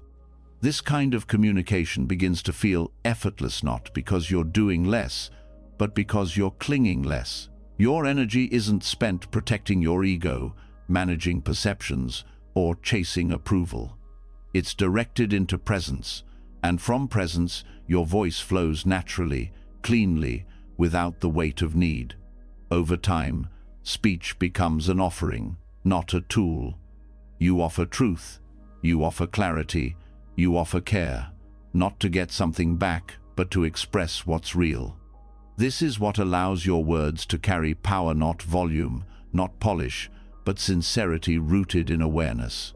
You begin to feel how every word is a choice, and that choice can either deepen connection or create distance. You're no longer careless with your language. You don't use sarcasm as a shield. You don't hide truth behind politeness. You speak in ways that free, not bind, that open, not trap, that heal, not divide. This is the heart of non-clinging speech, not restraint, but freedom. Not silence for the sake of silence, but words that rise from stillness. It's how communication becomes part of your path, not just as a social skill, but as a spiritual practice, as a mirror for your inner clarity, as a tool for living lightly and honestly in a world that's often loud and reactive. You keep speaking, you keep listening, but now each word becomes a step, each silence a breath, each conversation a chance to offer presence without needing to hold on. You speak, and then you let go. You listen, and then you let go. And in that letting go, something beautiful happens: connection without control, truth without tension, and the quiet knowing that speech, when rooted in awareness, always leads you home. When your words no longer carry the tension of needing to control outcomes, when speech becomes an offering instead of an extension of ego, life begins to feel lighter. Communication loses its edge of urgency. But there's another current, deeper and quieter, still pulling at you. It's subtle, almost invisible. A hum beneath everything you do, the sense that time is running out, that you should be further along, that this moment isn't enough because another one is always waiting. This is time thirst, the quiet craving that keeps you out of presence, not always through planning or thinking about the future directly, but through the belief that now is not complete, that the next moment holds something better, that meaning is somewhere ahead, waiting for you to arrive. And so your mind moves constantly forward, occasionally backward, rarely still. Letting go of this thirst doesn't mean abandoning responsibility or ignoring practical time. It means ending the addiction to future-focused thinking that drains your attention from what's here. It means recognizing that awareness is not trapped inside the clock, that you don't need more time to find peace. You only need less attachment to time's story. In Buddhist thought, the Dhamma is described as akaliko, timeless, not because it ignores the passage of hours or days, but because truth doesn't depend on linear movement. What is real can be known now, not after you improve, not when life feels easier, not once you've earned it, but in this moment, as it is, without delay. The mind resists this. It's been trained to chase, to map progress, to mark milestones. Everything is measured: success, healing, awakening, even rest. The belief runs deep. If you're not moving toward something, you're wasting time. But this creates tension in the body, restlessness in the mind, and dissatisfaction in the heart. Even when things are calm, part of you waits for the next moment to validate your worth. To release this pattern, you don't force yourself to stop thinking about time. You begin by noticing how often your thoughts are tied to it. You pay attention to the subtle ways you project into the future. The quick mental check of how long something will take. The silent pressure that you should be doing something more productive. The background belief that now is only valuable if it leads somewhere. Once you see it, you don't need to fight it. You simply return to what's here. The breath, the sound, the feeling in your hands. You realize that this moment doesn't need to lead to another to be complete. It can just be, and that's enough. Not conceptually, but experientially. You begin to feel the fullness of a moment when it's not being used as a stepping stone. This shift isn't dramatic, it's quiet.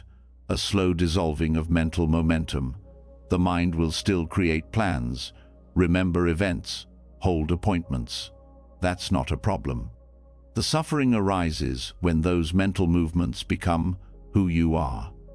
When you forget that awareness doesn't move through time, time moves through awareness. You begin to sense the difference between being in time and being aware of time. The former keeps you chasing. The latter lets you observe without being pulled. You can still prepare for tomorrow. You can still recall yesterday, but you stop living in those thoughts.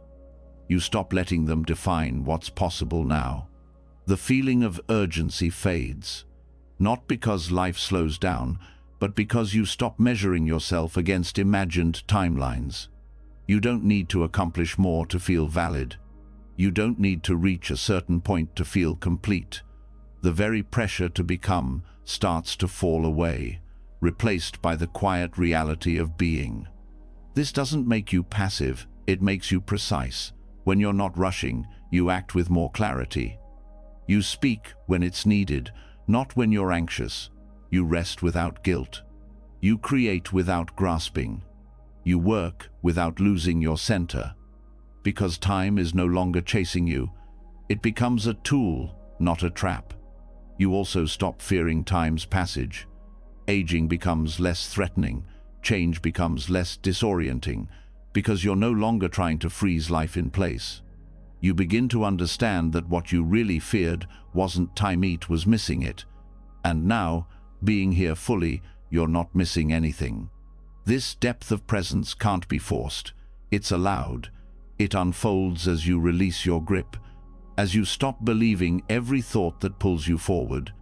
You might still plan your week, but you don't live inside those plans. You return again and again to the stillness that's already whole, already free. Even your relationship to memory begins to change. The past is no longer something to fix or relive.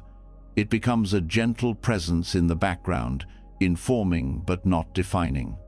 You can honor what's happened without losing yourself in it. You can feel what once hurt without becoming it. Because you are no longer shaped by time, you're grounded in awareness. When you're anchored in this now, the mind stops needing certainty. You don't need to predict what comes next.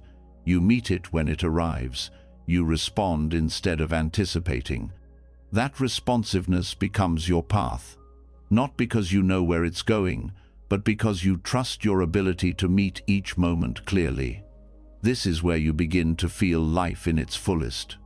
Not in the rare highs or the milestones, but in the quiet hum of presence, the taste of food, the tone of a voice, the way light moves across a wall. These moments are not preparation for later joy. They are the joy. The more you live here, the more the obsession with next starts to dissolve. Even in difficulty, presence brings relief. Pain feels sharper when you resist it, when you want it to pass quickly. But when you stop waiting for pain to be over and just feel it now, without story, something loosens. You don't need to know how long it will last. You don't need to rush its departure. You hold it gently and let it unfold in its own rhythm. You begin to live in alignment with how life actually works, not as a straight line, but as a living current. Some days move fast, others slow. Some feel open, others dense. but none of them are wasted. You stop needing each day to prove something. Being here becomes enough. Doing what's needed becomes enough. This frees you from comparison, because comparison is always rooted in time: who got further, faster, who started before you, who arrived first. But when you're no longer measuring progress as worth, you stop playing that game. You stop needing to compete with someone else's timeline. You let yourself move in rhythm with your own clarity. This rhythm cannot be forced. It must be heard, felt, allowed. And the more you stay in presence, the more it speaks. You know when to act. You know when to rest. You don't need to calculate every step. You simply remain awake to what the moment asks of you. This is not stagnation, it's aliveness, because presence is never stuck.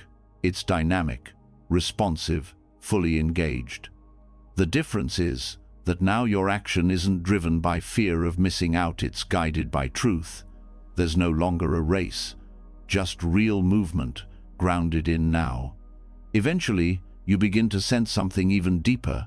That now is not a sliver between past and future. It is not fleeting. It is the whole field. Everything you've ever experienced has only happened in this now. Time appears to move, but awareness remains. Still, whole, unchanging. You rest there, not as an escape, but as the place from which all of life flows. You speak from there. You listen from there. You walk from there. And you begin to understand why the teachings say the Dhamma is timeless, because truth does not wait. Awakening is not later. It is here. It is now. Always now. Letting go of time thirst doesn't mean abandoning your life. It means entering it fully, releasing the illusion that peace is elsewhere. Trusting that this moment, touched with full attention, reveals more than any future ever could. You are not late. You are not behind. You are here. And that is everything. Stay here. Keep releasing. Keep breathing into the space that has no schedule. Let the mind move, but don't follow. Let the future unfold, but don't chase. Let now hold you not as a concept, but as your home. The only place you've ever truly been. The only moment that ever was. And the only one you ever need. When you stop chasing time, life becomes quieter. The urgency fades. Your attention returns. You stop measuring the moment, and instead, you begin to experience it.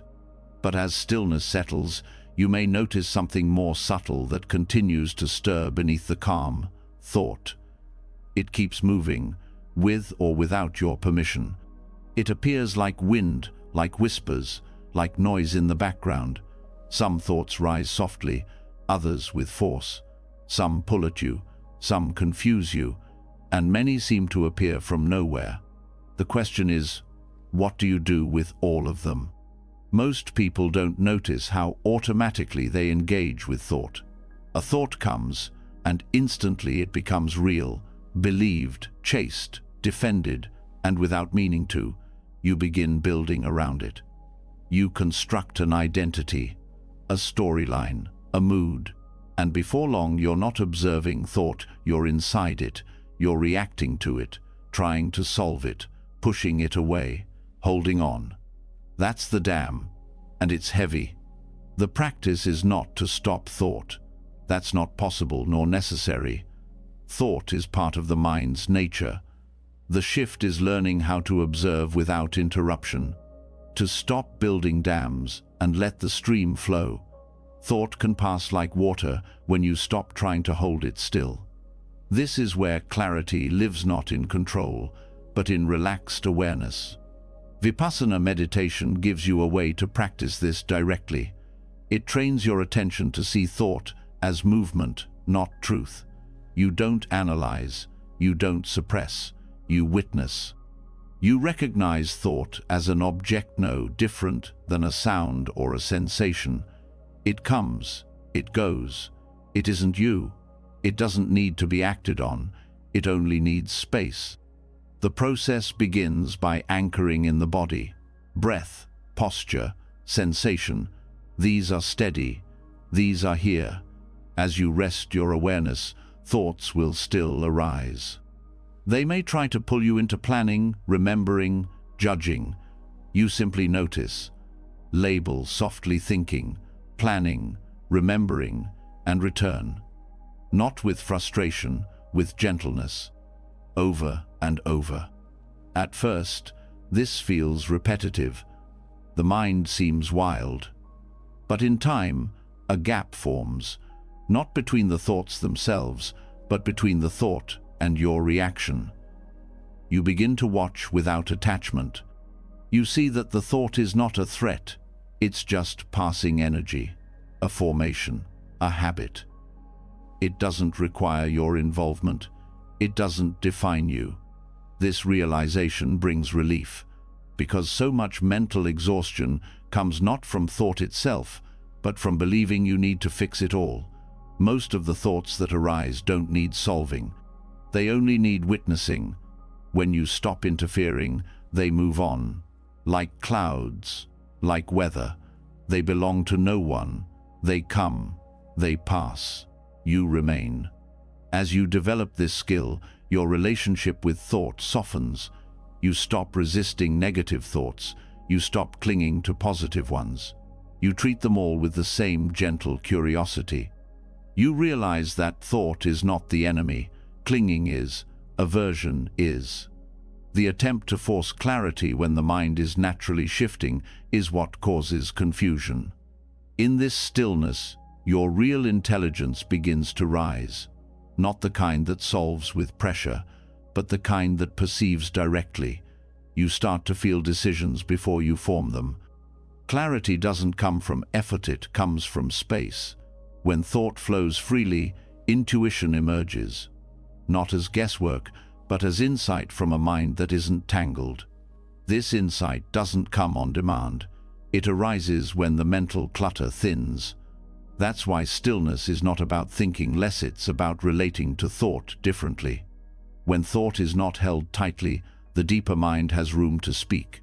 You sense what's aligned. You recognize truth by feel, not by debate. Your attention sharpens not from narrowing, but from openness.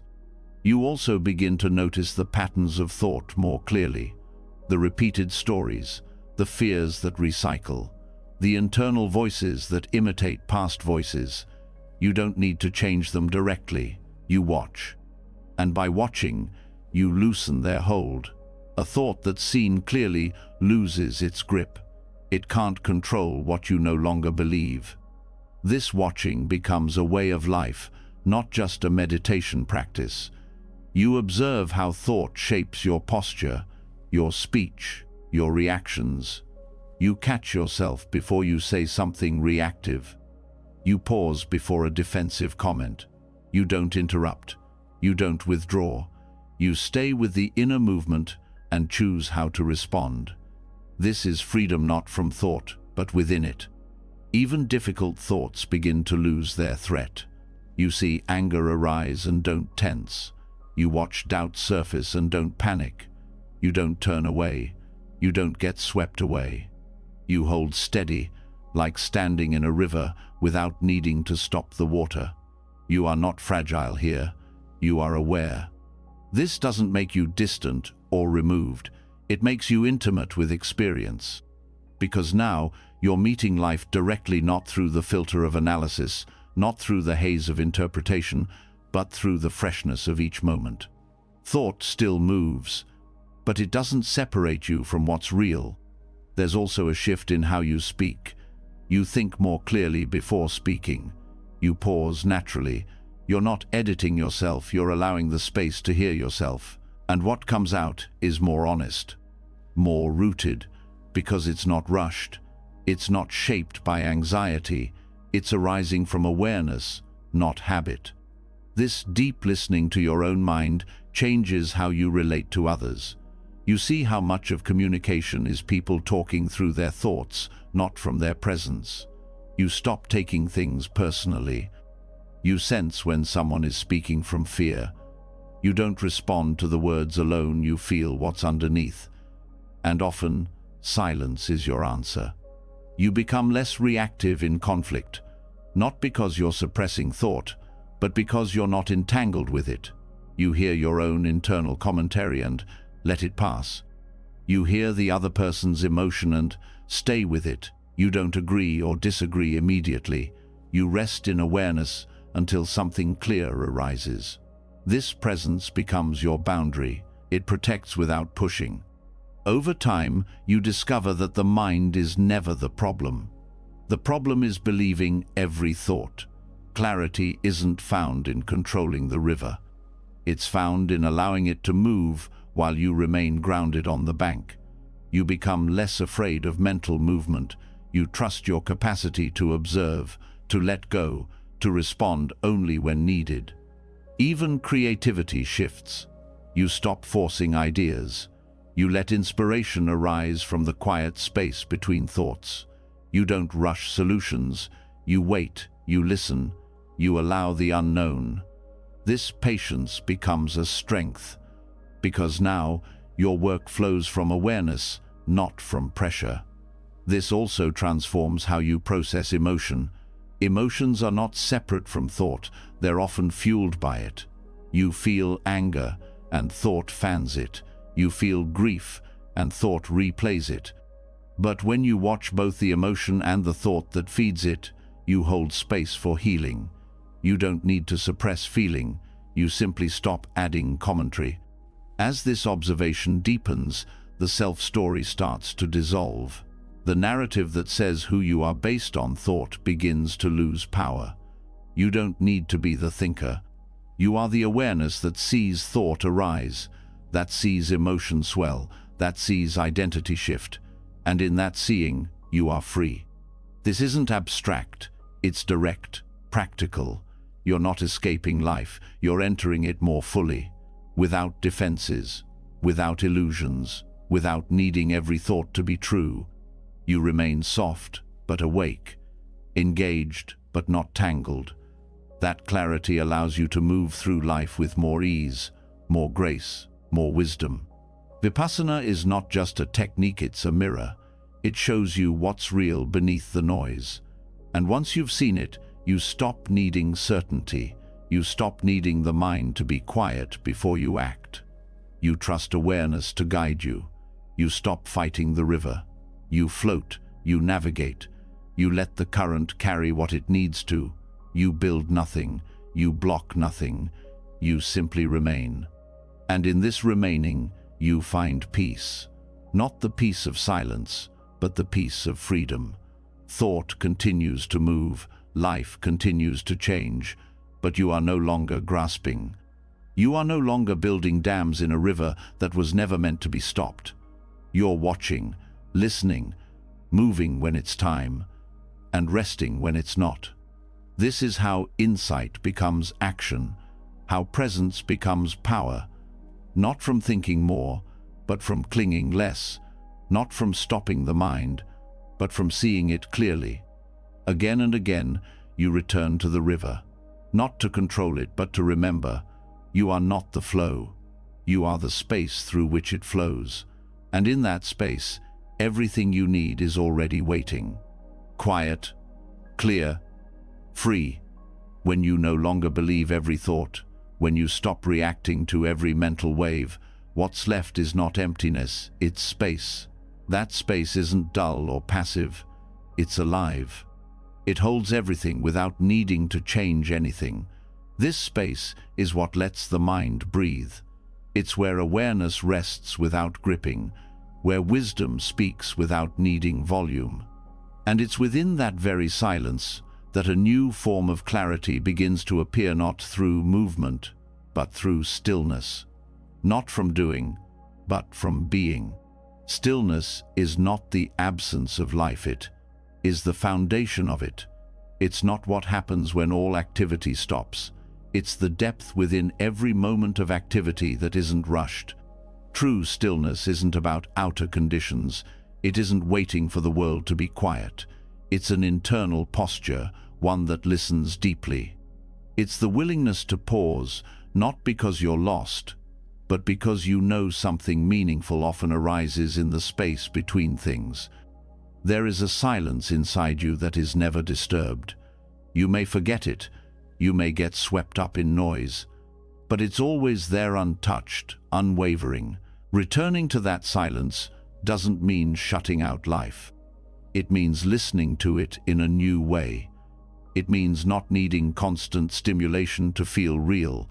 It means honoring the pause before the next thought, the breath before the next word, the stillness before the next move. When life becomes busy, most people look for relief through more doing, solving, fixing, explaining. But that only deepens the noise. The real answer is often the opposite: to stop. To rest in that quiet space where answers arise on their own. To listen without trying to understand. To trust that movement is not the only way to progress. Intentional stillness is not laziness. It is deliberate and full of presence. It's what allows your energy to gather, your vision to return, your direction to become clear again. Without these pauses, even the most skillful action loses its precision. When you act from constant noise, your energy is scattered.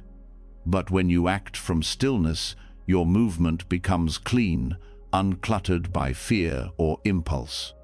The most powerful shifts often happen in silence, not because silence changes the world, but because it changes how you see the world. In that silence, your perspective recalibrates. You notice what truly matters and what was just habit. You see clearly where your energy belongs and where it doesn't. You feel your breath, your body, your presence in as ideas, but as direct, living experience. Stillness teaches you how to hold discomfort without collapse. It shows you how to meet uncertainty without rushing to escape it. It allows you to stay with what's real, even when it's raw. Because when you're not pushing for the next thing, you start feeling the fullness of what is. You stop treating the present like a means to an end. It becomes the whole path. You begin to understand the difference between being still and being stuck. Stuckness is resistance. Stillness is allowing. Stuckness closes down. Stillness opens up. Stuckness waits with tension. Stillness rests with attention. This awareness dissolves the fear of pausing. It reveals that you are not falling behind by stopping. You are actually returning to the source of all clarity. In stillness, your senses come alive. You hear more. You feel more. Not emotionally overwhelmed, but present in a way that allows life to touch you without knocking you over. Stillness helps you feel the moment without needing to add anything to it, without judging it, without speeding past it. This also transforms how you interact with others. You stop rushing to fill every silence in conversation. You give people space to speak fully. You listen without preparing your reply. You meet them with presence instead of pressure. And when silence arises, you're not afraid of it. You trust it, because you've seen that silence often says what words cannot. True flow is not just movement, it's the rhythm between movement and stillness. It's the breath in and the breath out, the pause before a choice, the quiet before a response. Flow doesn't mean constant action, it means aligned action. And alignment can only happen when there's space to feel what is true. In this space, you learn to stop reacting out of habit. You don't need to respond immediately to everything. You take your time. You move when the moment asks for it, not when your conditioning demands it. You become more patient not because you're trying, but because you're connected to something deeper than urgency. That patience becomes strength. You become someone who others turn to, not because you have all the answers, but because your presence offers stability. Your stillness allows others to soften. Your quiet listening becomes a refuge, not because you're doing something special, but because you've stopped needing to be anything other than present. Stillness also reveals the subtle attachments you might not have seen before. When you stop moving, you begin to notice the inner cravings, the need for validation, the hunger for distraction, the discomfort with emptiness. These impulses only become visible when you pause. and once seen, they begin to loosen. This loosening is not forced. It happens through gentle awareness.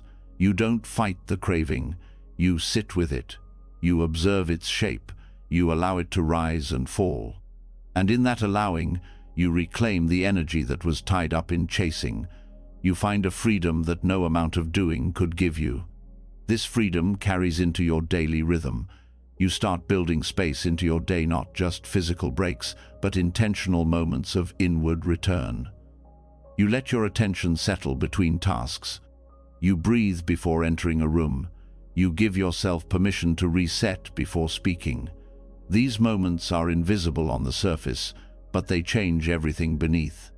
They create a deeper rhythm, one where you are no longer rushed, no longer pulled by the noise of the world.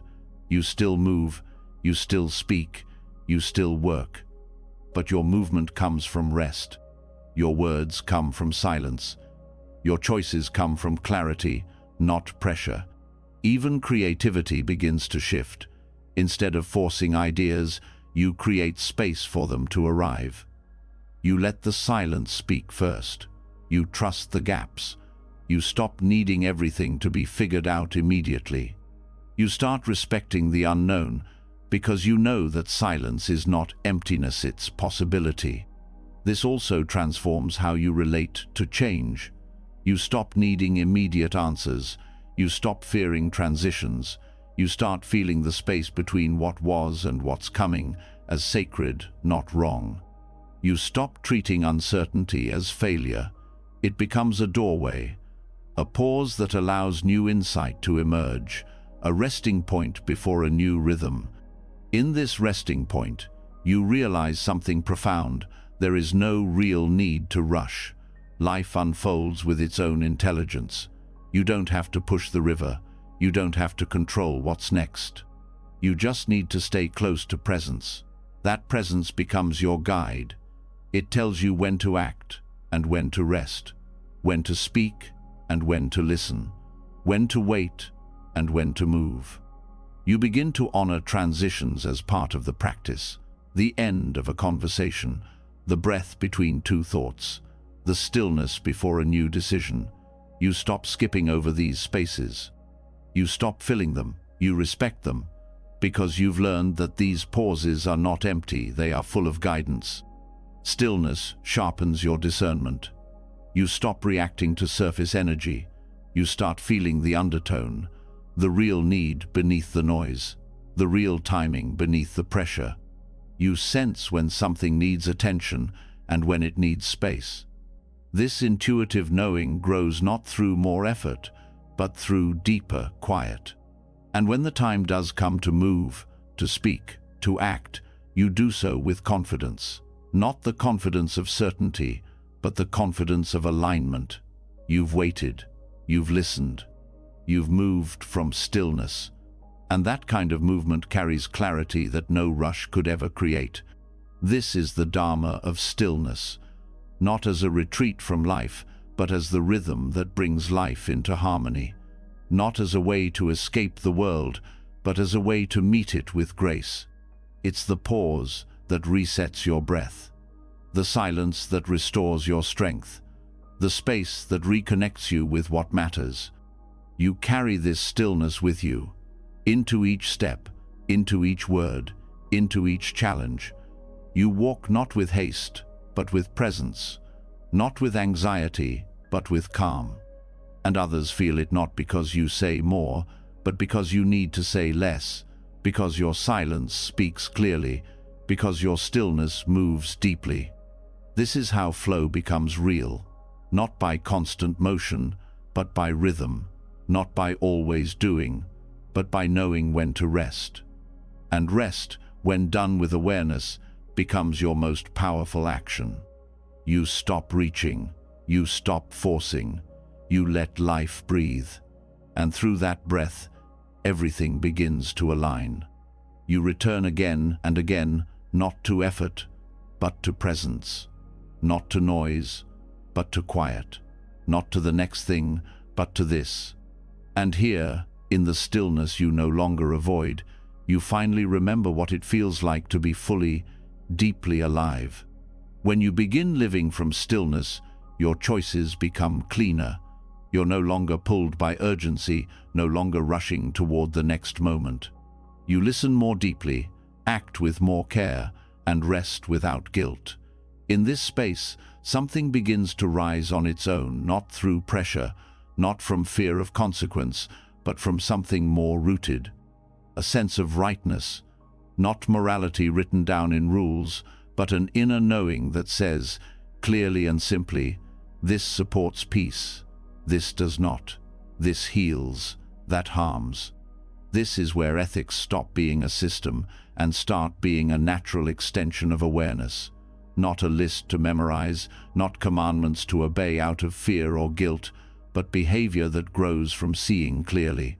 In Buddhist teaching, this is silethikal conduct, not as a set of fixed instructions, but as a natural expression of presence. It arises because, when you are deeply awake, certain actions no longer make sense. Not because they're forbidden, but because they no longer align with who you are when your mind is clear. When awareness sharpens, causing harm feels heavy. Dishonesty leaves a residue. Taking what isn't freely given creates inner dissonance. You don't need someone to tell you it's wrong. You feel it. It doesn't align with your natural rhythm. The more presence you carry, the more your behavior becomes effortless.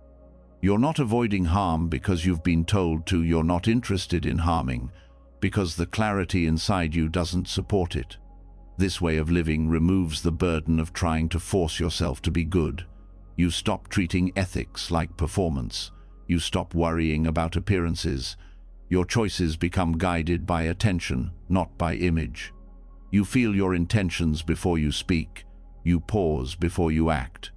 You begin to notice that when you're fully aware, the tendency to deceive, manipulate, or grasp starts to fade, not because you're controlling it, but because it no longer matches your inner state. You don't have to force kindness. It comes naturally when the mind is still. You don't have to pretend to care. Compassion grows without effort when you are fully present with someone's suffering. You don't have to memorize the rules. You feel what nourishes connection and what disturbs it. You become more honest, not out of obligation, but because truth feels lighter. You're generous, not to gain approval, but because withholding feels constrictive. In this way, ethics become alive, responsive, adaptive. You're not following rules blindly, you're meeting each moment as it comes, and sensing what supports clarity and peace. This doesn't mean you always get it right, but when you don't, you feel it. You don't need punishment. You feel the imbalance within, and that becomes your teacher. You begin to see the difference between control and care. Controlling behavior uses morality as a weapon. It tries to manage people, judge them, create categories of good and bad. It tightens. But natural ethics relaxes. It arises from understanding that your freedom is deeply connected to the freedom of others, that what you say and do either supports awareness or distorts it. You move through life with more gentleness. You're not looking for ways to get ahead by bending the truth. You're not using charm to manipulate. You're not justifying selfish actions with clever thinking. Instead, you feel the subtle difference between wanting and grasping, between truth and performance. And your body tells you, your breath tells you, your nervous system tells you. This kind of ethical living isn't fragile. It's not dependent on someone watching you. It's not threatened when no one's there to praise or punish. It's steady because it comes from within, from your own experience, from watching what creates conflict and what eases it, from recognizing the patterns that lead to more suffering and choosing not to repeat them, not because someone told you to, but because you're tired of the inner friction they bring. You begin to see how dishonesty disturbs your mind. Even small lies leave ripples. Even small acts of greed carry weight. When you're sensitive, when your attention is steady, these effects are clear. You feel the cost. And so, not stealing, not lying, not harming, These aren't restrictions. They are forms of respect. For others, yes, but also for the peace you've cultivated inside. This respect extends to how you use speech. You become more intentional. You speak less often from impulse. You listen more before offering advice. You no longer speak to dominate or impress. Words become something to offer, not something to use. You value honesty, but not bluntness. You value kindness, but not flattery. You know when to speak, and when silence is more honest. Even how you think about others begins to shift. You stop feeding resentment, even if it feels justified. You notice how holding grudges distorts your clarity. Forgiveness becomes less about letting someone off the hook and more about releasing yourself from the poison of carrying it. You're not pretending everything is okay. You're just choosing not to keep burning from within. Natural ethics also affects how you relate to desire. You stop taking whatever you want just because you can. You recognize that craving can grow endlessly if left unchecked. You see how consumption, even when available, often leaves you more restless than before. So you learn to pause, to check, to feel if what you're reaching for is needed or just habit. In this way, restraint is not about deprivation, it's about freedom. You're no longer ruled by every urge. You don't need to satisfy every impulse. You feel more stable because you're not constantly pulled. And that stability makes you strong. Not hard, not cold, just deeply centered. That center becomes your guide. You don't look outward for rules. You look inward for clarity. You don't argue about what's right or wrong in theory. You pay attention to what creates peace and what disrupts it. You learn from your own life. And that learning is always alive, always updating, always growing. You become more humble because you see how easily the mind can justify almost anything. You don't trust every idea. You check it against presence, against your breath, against the tone of your voice, the feeling in your gut, the quality of your attention. You know that even good intentions can become weapons if they're not rooted in awareness. So you keep returning to presence, to stillness, to breath. You don't try to be perfect. You try to be honest. You don't try to be impressive. You try to be real. And from that honesty, you find that kindness isn't something you need to manufacture, it's already there when the noise settles. This way of living doesn't make you naive, it makes you precise. You're not avoiding harm because you're afraid of being punished. You avoid it because you see clearly what it does to others, to yourself. You stop treating people as objects to get things from. You start seeing them as extensions of your own experience, equally worthy of peace. In moments of tension, this clarity holds. You feel the pull to defend, to attack, to protect an image, but you've seen what that leads to. So you breathe, you wait, you speak slowly. You don't give in to the first wave of emotion. You return to what you know, that your peace matters more than being right, that your presence is more healing than your argument. Even when you fall short, you don't spiral into shame. Shame is just another form of clinging. You reflect, you learn, you recalibrate. Because now, your behavior isn't about proving worth, it's about maintaining balance. You make amends not to earn forgiveness, but to restore alignment. You apologize not to repair an image, but to clear your heart. Natural ethics becomes your path, not your performance. It's something you feel, not something you follow. It grows from your awareness, not from fear. And because it's lived, not memorized, it adapts, it listens, it responds to what's true. You stop needing to ask what the rules are. You start asking what supports clarity, what reduces harm, what aligns with love. And love, in this space, is not attachment or sentiment. It is the natural outflow of being fully present. It is the spontaneous expression of an untroubled heart. It needs no justification, no reward. It moves because it must. It gives because it can. It includes every not just the people you like, but the people you used to judge. Because awareness includes everything. It doesn't divide. This inclusion is not soft or vague. It's exact. It means you stop using awareness to excuse your behavior. You become more responsible, not less. You don't avoid ethics, you embody them. Not to gain approval, but to protect peace. Not because someone told you to, but because you've seen what happens when you don't. You keep returning to presence, because presence reveals what rules cannot. It shows you when you're clinging, when you're lying to yourself, when you're using others to feel secure. It brings the truth into focus, gently but clearly.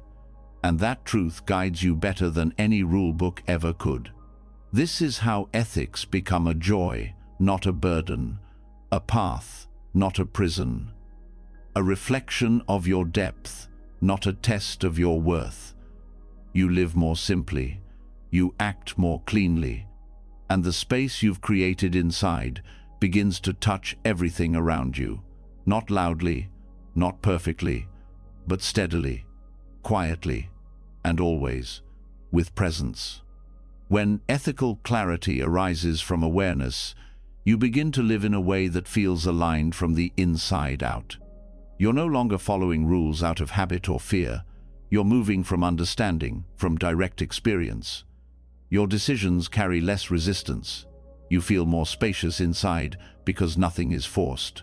But even then, something deeper may still be shaping your life without your full awareness.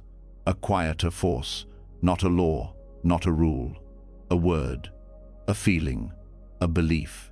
Should. You should be more productive. You should be calmer. You should call more often, speak less, do more, feel less. These internalized voices don't yell, but they shape your behavior in every direction. They often sound like wisdom.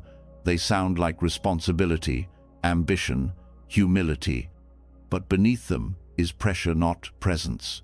When you're not watching closely, these inherited expectations become the lens through which you see yourself and others. They aren't always conscious.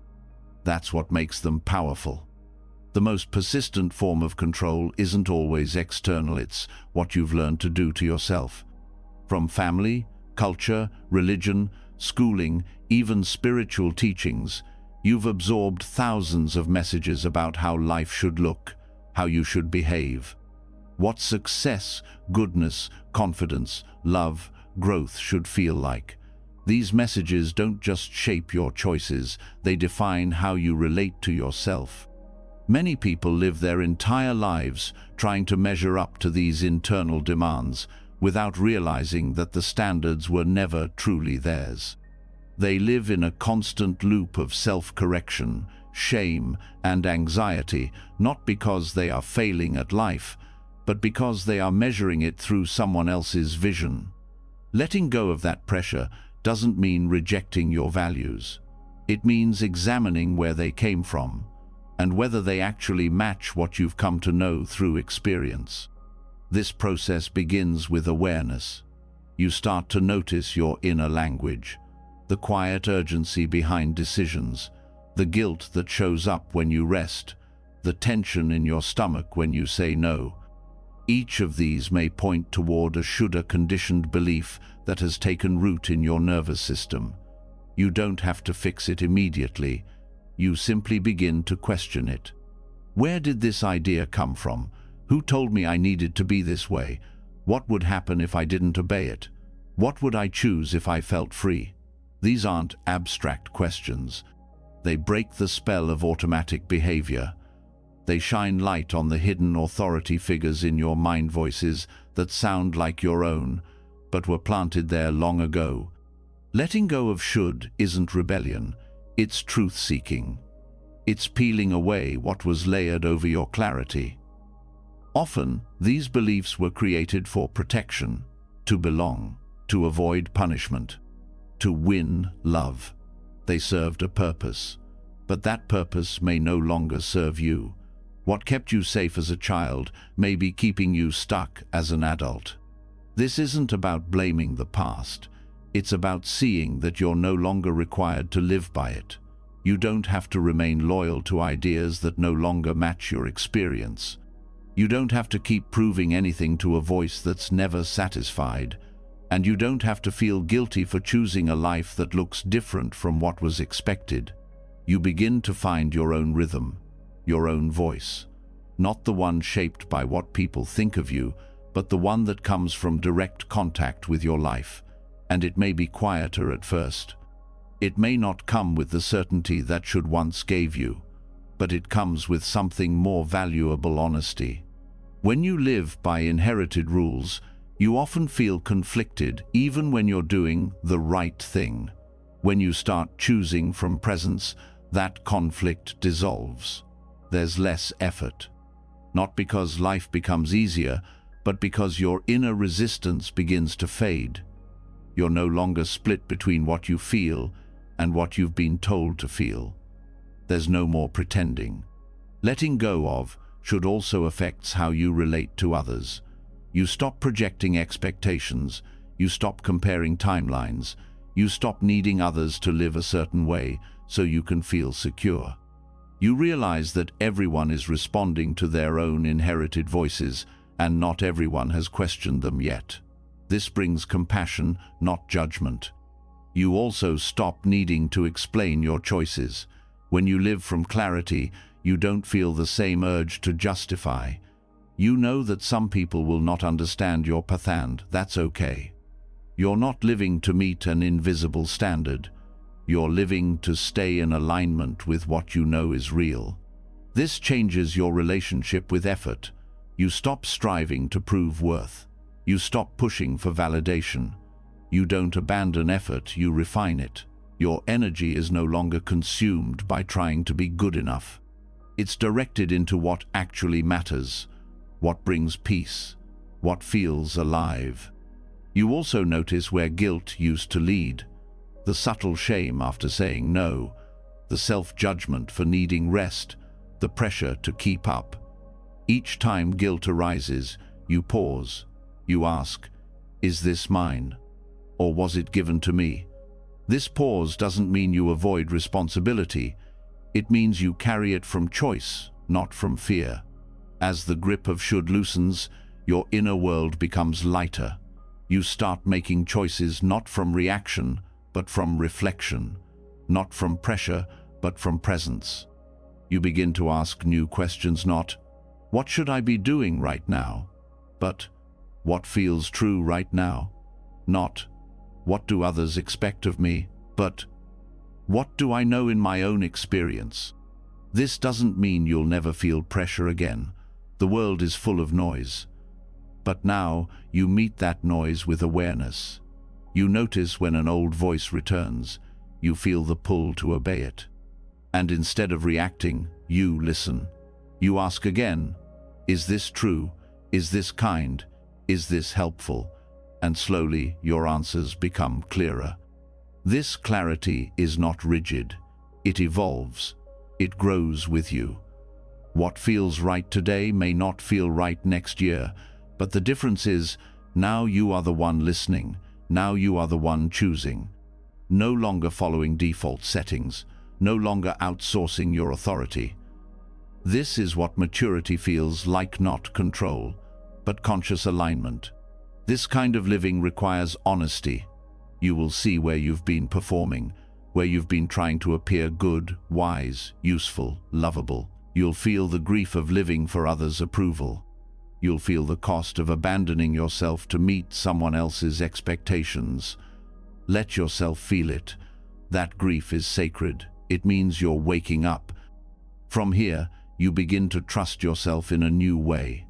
Not the self shaped by ego, but the self you return to when all the roles fall away. You become less reactive to praise, less crushed by criticism. You stop editing your truth just to be liked. You start telling the truth because not telling it feels heavier. And in that honesty, you find connection not just with others, but with your own life. You stop needing every answer. You stop clinging to perfection. You let things unfold. You let people be who they are. You give yourself permission to be uncertain, to try, to fail, to begin again. That's how you begin to live in flow, not because you're doing it all right, but because you're doing it with full presence. You become someone who others feel safe around, not because you fix them, but because you're not pretending. You don't need them to fit your story. You don't carry invisible expectations.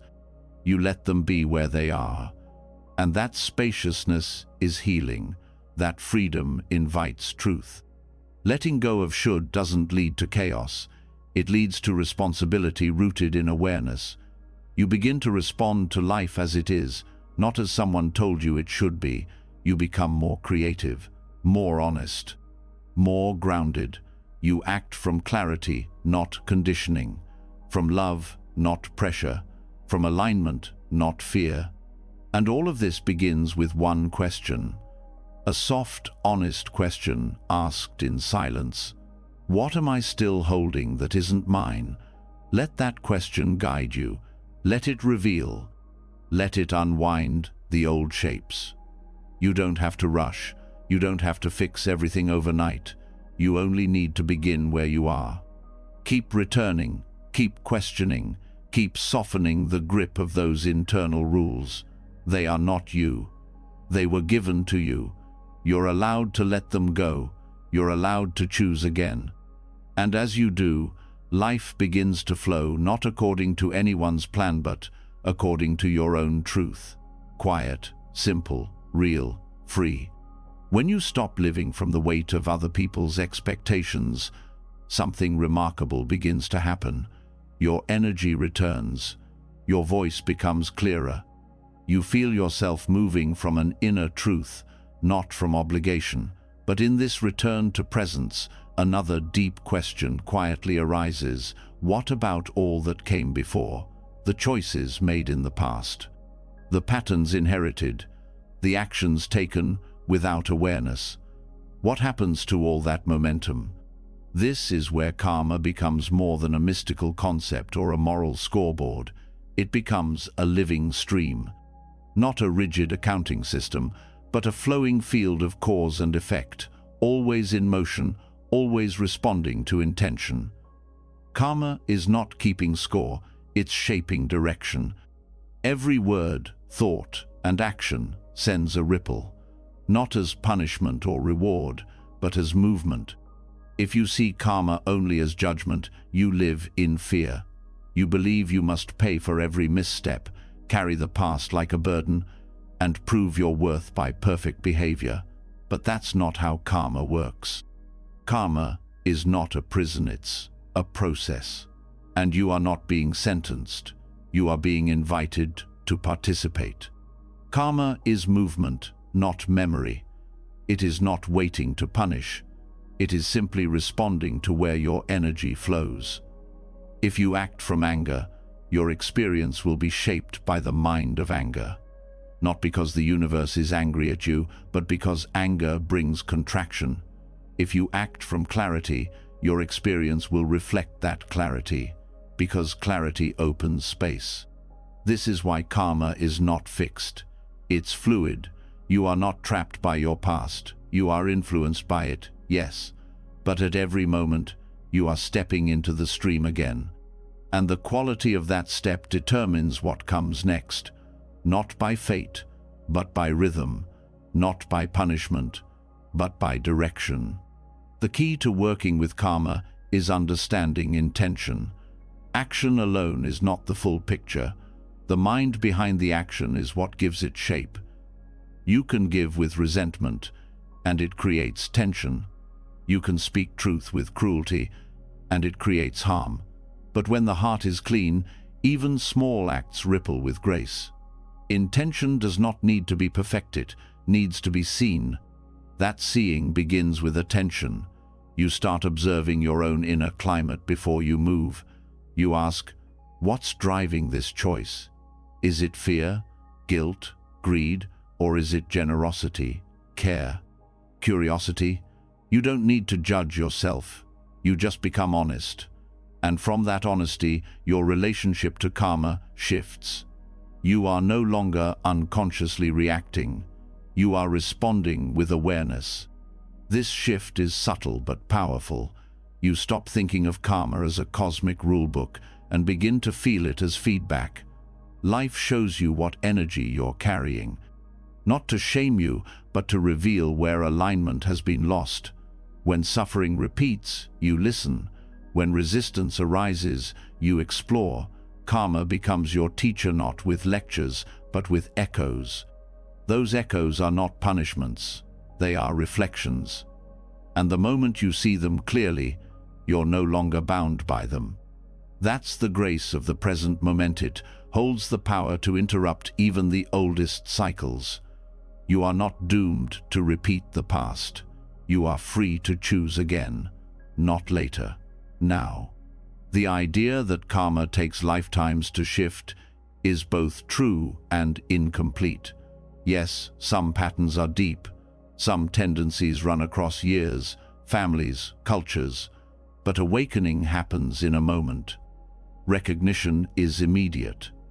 And when recognition comes, a new pathway opens. Not magically, but mindfully. You stop blaming your past, but you also stop ignoring it. You see how your current state is shaped by previous choices, not just your own, but collective ones. You carry ancestral echoes, cultural weight. But again, this is not punishment, it's context. It's material for transformation. It's the starting point, not the end. When you understand karma as a stream, you begin to engage with it gently. You don't panic when mistakes happen. You feel the ripple. You correct course. You don't obsess over perfect purity. You aim for sincerity. You start moving through life less like a performer and more like a participant in an unfolding field of energy. This deepens your sense of responsibility, not as burden, but as privilege. Your choices matter not because you'll be rewarded or punished, but because they shape the field for yourself and for others. You start seeing even your smallest actions as part of a larger dance. You become more careful, not out of fear, but out of love. This care becomes effortless when rooted in awareness. You no longer need external motivation. You're not obeying laws.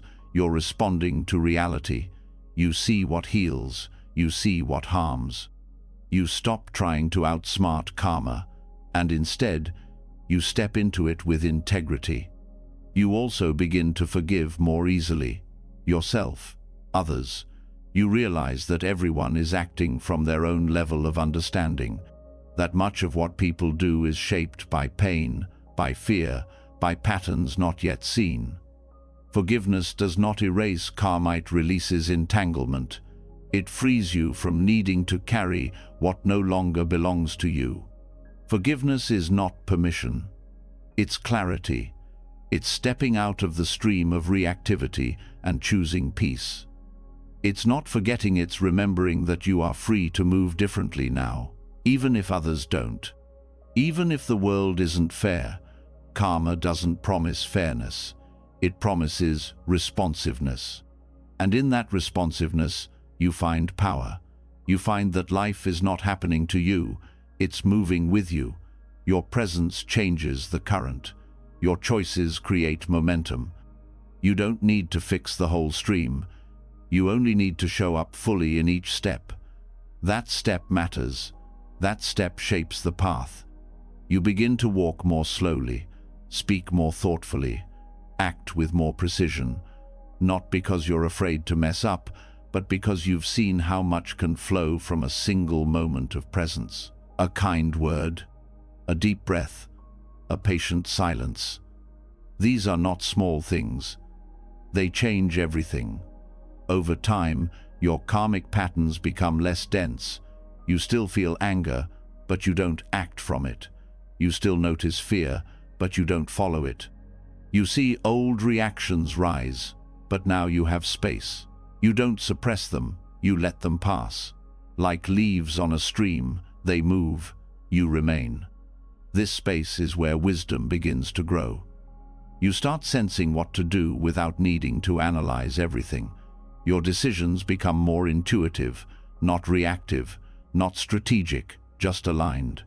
You're not rushing to avoid pain. You're moving from inner clarity, and the results feel different, less entangled, more free. You don't fear karma anymore. You respect it. You learn from it. You listen to it. It's not your enemy, it's your mirror.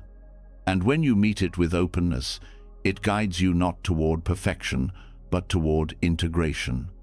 This integration touches every part of your life. You stop compartmentalizing. Your work, your relationships, your inner world, they all become part of the same flow. You don't try to act one way in public and another in private. You stop splitting yourself. You live from one stream, clean, simple, clear. You also begin to trust the timing of your own unfolding. You stop rushing to undo every mistake. You know that seeds take time, that growth is not linear, that some lessons are slow and sacred. You walk with patience, not resignation, but reverence. And when challenges come, you don't collapse. You stay in the stream, you feel the weight. You ask what it's teaching. You let it shape you without hardening you. Even in difficulty, you know you're not being punished, you're being refined. This refinement is gentle, not through force, but through repetition, returning to presence, returning to the breath, returning to what's needed now, again and again, choosing alignment, letting the stream move, letting it teach, letting it clear what no longer serves. Eventually, the stream carries you, not like a current sweeping you away, but like a rhythm supporting your steps. You're not pushing anymore. You're not calculating. You're simply living, awake, present, free from fear, free from past, free from future. You no longer treat karma like a ledger of who you've been. You see it as a path you're shaping now, not by erasing the past, but by responding to it with new clarity. Each action, a drop in the stream. Each word, a ripple. Each breath, a choice. And in those choices, you are not earning your worth. You are revealing it, moment by moment, thought by thought, intention by intention. A stream unfolding from the deepest part of you, quiet, powerful, and always flowing forward.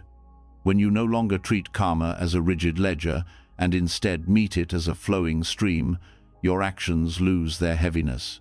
Each intention becomes lighter, more responsive, more honest. You stop bracing for punishment or chasing reward. You begin to live in rhythm, not reaction.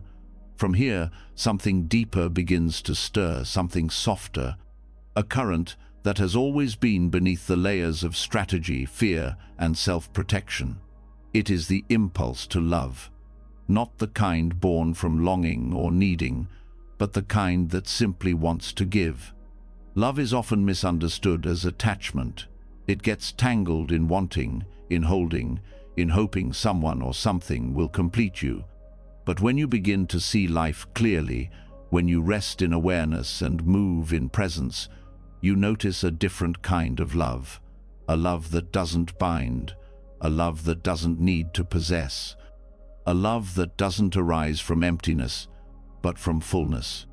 This love is meta-loving kindness, not romantic, not transactional, not based on what someone gives you, but offered simply because love is the most natural thing to offer when you stop grasping. Metta is not weak, it's not sentimental, it's powerful because it's rooted in clarity, it arises without condition, and it continues without clinging. When the heart is bound, it contracts. It becomes selective, guarded, defensive. It measures who deserves care. It builds walls. It closes quickly when someone disappoints. But when the heart unbinds, it expands, not because everyone is safe or easy to love, but because your love is no longer about the other. It's about your own capacity to remain open. You don't need people to be perfect for your heart to stay soft. You no longer offer kindness in exchange for comfort. You offer it because it's what aligns. You offer it because you've seen that grasping creates suffering, and that when you let go, love flows freely, not as attachment, but as truth. This doesn't mean allowing harm. It doesn't mean losing your boundaries. In fact, it strengthens them, because now your love is not driven by fear of being alone or desire to be needed. It is given from clarity, not desperation. And from that clarity, you know when to stay and when to walk away.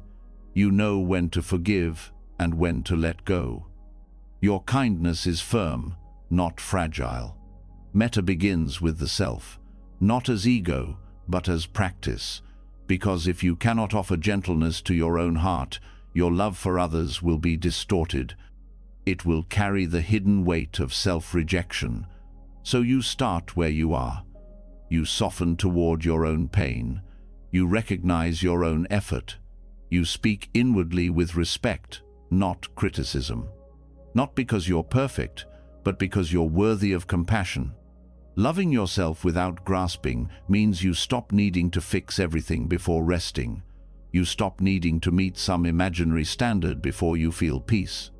You offer warmth to the places inside that still ache, not to change them, but because they hurt. You allow yourself to be whole even as you heal. This inner unbinding changes your outer relationships. You no longer use love as a form of control. You stop keeping score. You stop loving in order to be loved. You stop performing kindness to stay safe. Love stops being a transaction and becomes an expression of presence.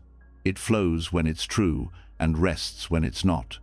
There is no pressure in this love, no rush. You give without emptying yourself. You listen without losing your center. You support without absorbing pain that isn't yours. Because when your love is not attached to outcome, it's free to be clean, not filtered through expectations, not twisted by need. Just love, as it is. You also begin to see that love is not always soft. Sometimes love is space, sometimes it is distance, sometimes it is a boundary. Loving without grasping means loving with honesty.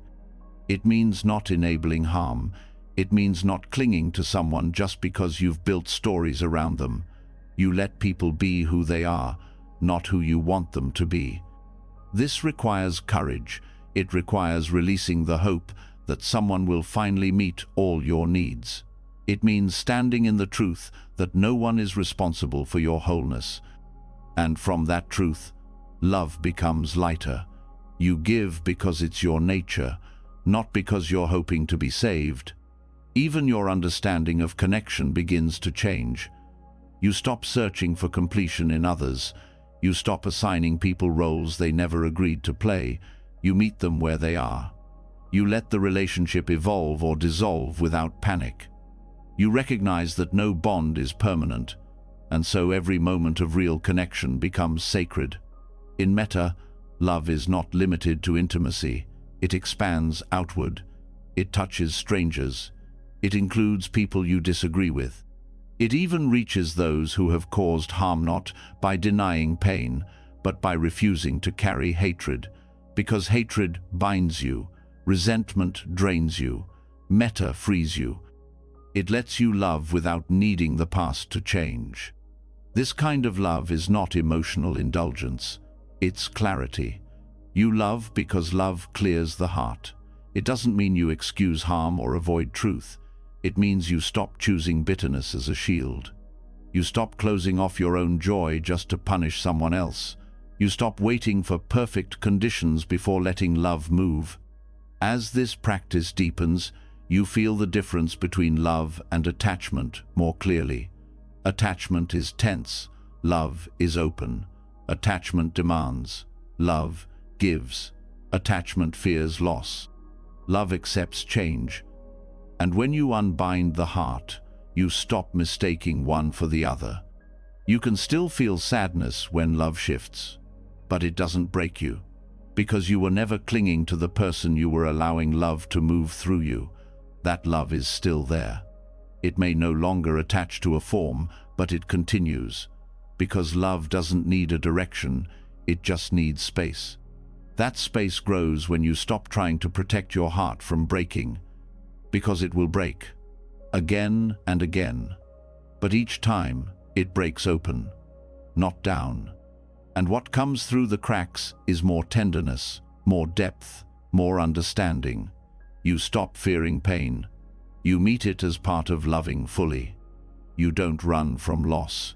You don't run from impermanence.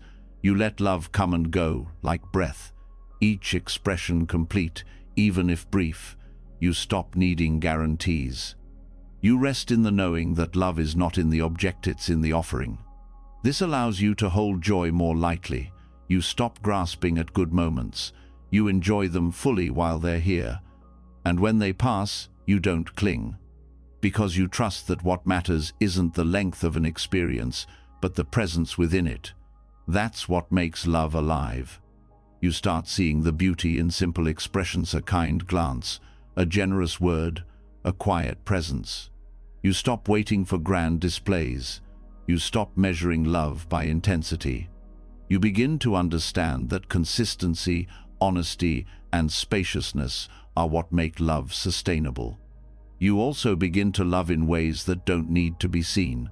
You offer kindness anonymously. You wish well silently. You bless others without needing them to know.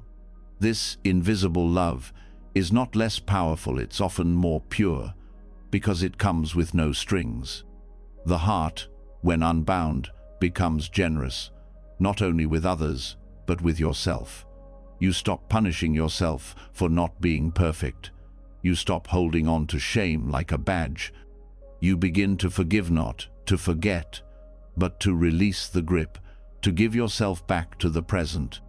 Forgiveness becomes an act of love, not approval. You let go of what you no longer need to carry. You stop demanding that the past change. You learn from it. You bow to it. And then you return to what is now. That return is where love always lives. You don't need to be healed to love. You don't need to have it all figured out. You only need to stay present, to stay soft when you want to close, to remain open even when it hurts. That openness is your strength. It's what makes your love resilient. You keep offering metta not to change the world, but because the world changes when love moves without resistance. Even if no one notices, your presence shifts the field. Even if nothing looks different, your heart has left a trace, a silent warmth, a small freedom. Love without grasping is not a technique, it's a return, a coming home to what you are when the stories fall away, when the mind stops managing, when the body breathes fully. You become less concerned with being loved. You become more focused on being loving. And that loving is not about effort. It's not about performance. It's about remembering. Remembering that you don't have to earn the right to care, that you don't have to hold to feel deeply, that you can let life pass through you, and in that letting go, love becomes who you are, quiet, steady, free. When the heart stops grasping, love stops needing to explain itself. It no longer seeks labels or certainty. It becomes spacious, patient, and free. You give not to receive, but because giving is your nature. You let go not to detach, but to remain open. This softness doesn't come from weakness, it comes from the strength of not needing to control. But even as the heart softens and presence deepens, the mind still sometimes demands clarity. It wants answers. It wants the world to make sense. It wants straight lines in a universe drawn in circles. And yet, life doesn't always offer clarity in the way the mind expects. Often, the more awake you become, the more contradiction you see. The more wisdom deepens, the more questions dissolve before they're answered. You find yourself facing things that don't fit into categories, truths that seem to cancel each other, emotions that don't align with logic. choices that aren't clearly right or wrong. And if you're not careful, the mind will panic in the face of this. But you don't need to fix the confusion. You can learn to stay with it. Zen points you toward this space, not the space of answers, but the space of not knowing. Not as ignorance, but as intimacy with life's mystery. In Zen, you're not trying to figure everything out. You're letting go of the idea that everything needs to be figured out. You learn to rest inside paradox, to find peace not after clarity, but before it. This begins with shifting how you relate to confusion. Instead of tightening, you open. Instead of rushing for the right answer, you slow down enough to feel the question fully. The question becomes your teacher. You hold it like a cup of tea, warm, alive, enough. You don't pour it out just because it isn't sweet. Zen uses koan, short, paradoxical stories or statements to dissolve habitual thinking. A koan is not a puzzle to solve, but a mirror to look into. It confuses you on purpose. It confronts the mind's need for resolution. It pulls you into a space where logic breaks and insight begins. Koans don't give you something to figure out. They invite you into direct experience. They show you how often your mind seeks comfort in conclusions. When a teacher asks, "What is the sound of one hand clapping?" the question isn't absurd, it's alive. It pushes you beyond words. It reveals the space between thought and knowing. That space is where presence opens. Living like this means becoming comfortable with not knowing, not giving up your intelligence, but allowing deeper intelligence to move through you. You stop needing to define every feeling. You stop needing to explain every experience. You stop needing to choose between two extremes.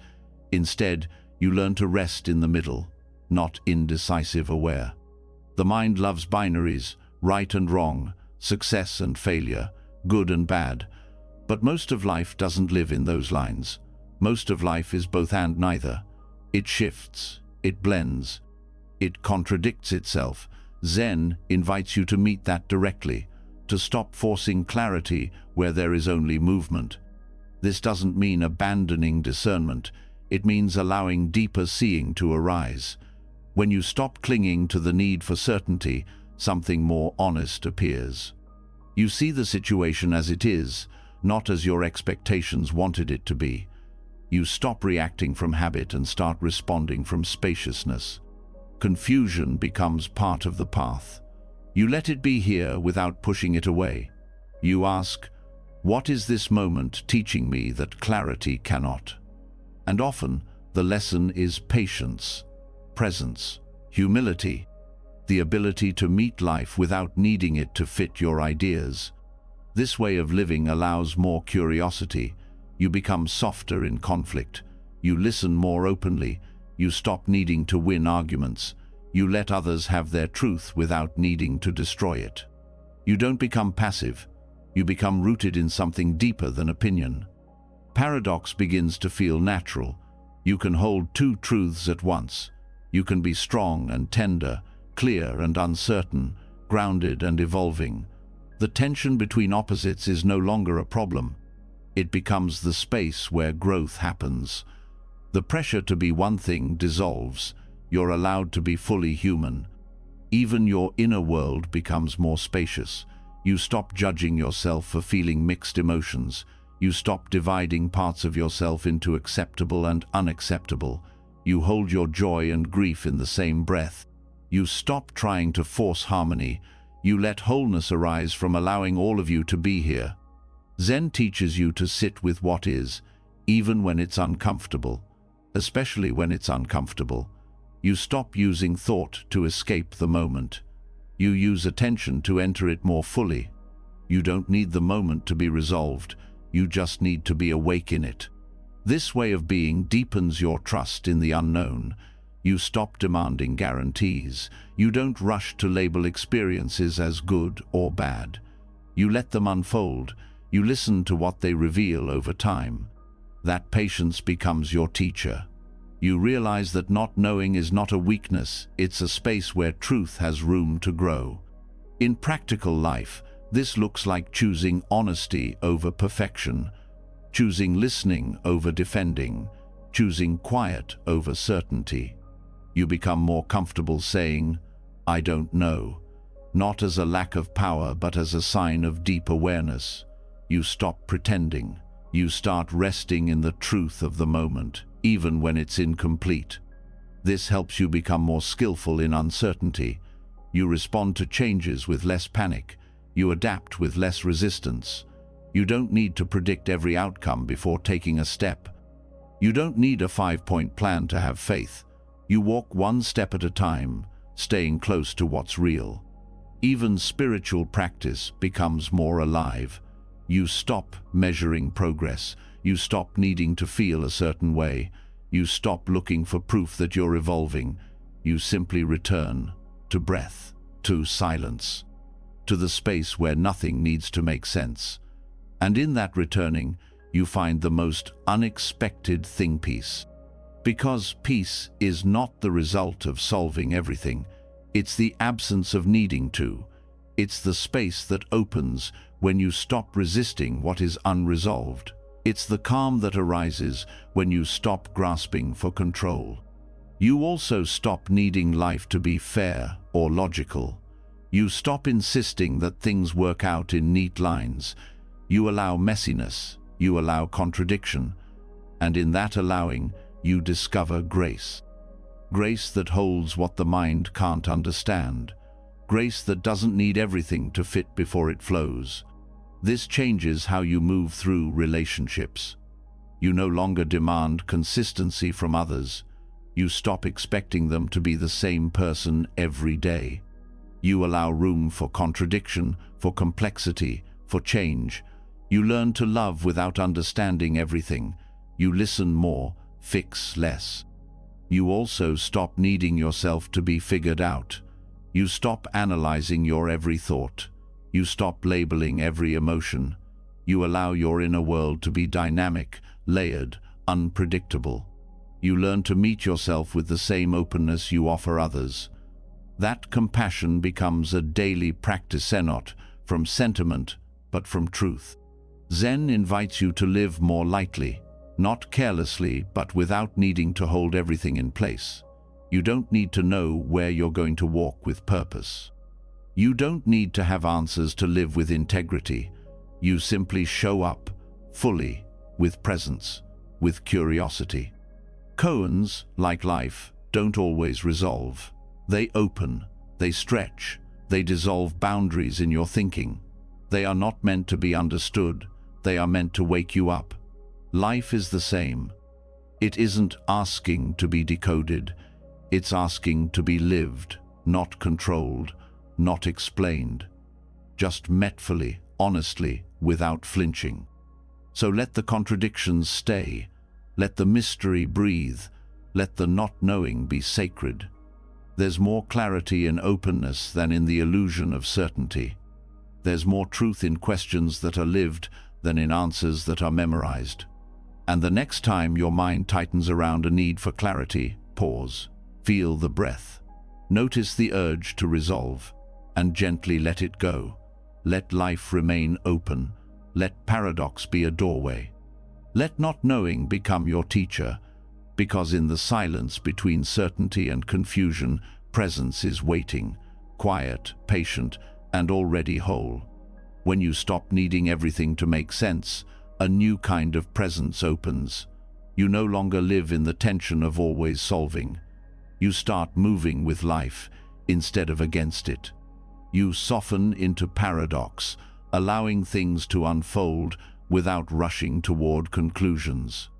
And in that openness, something subtle begins to draw your attention inward, not to another idea, not to another explanation, but to the breath, the simplest thing, the first and last thing, the most overlooked teacher of all.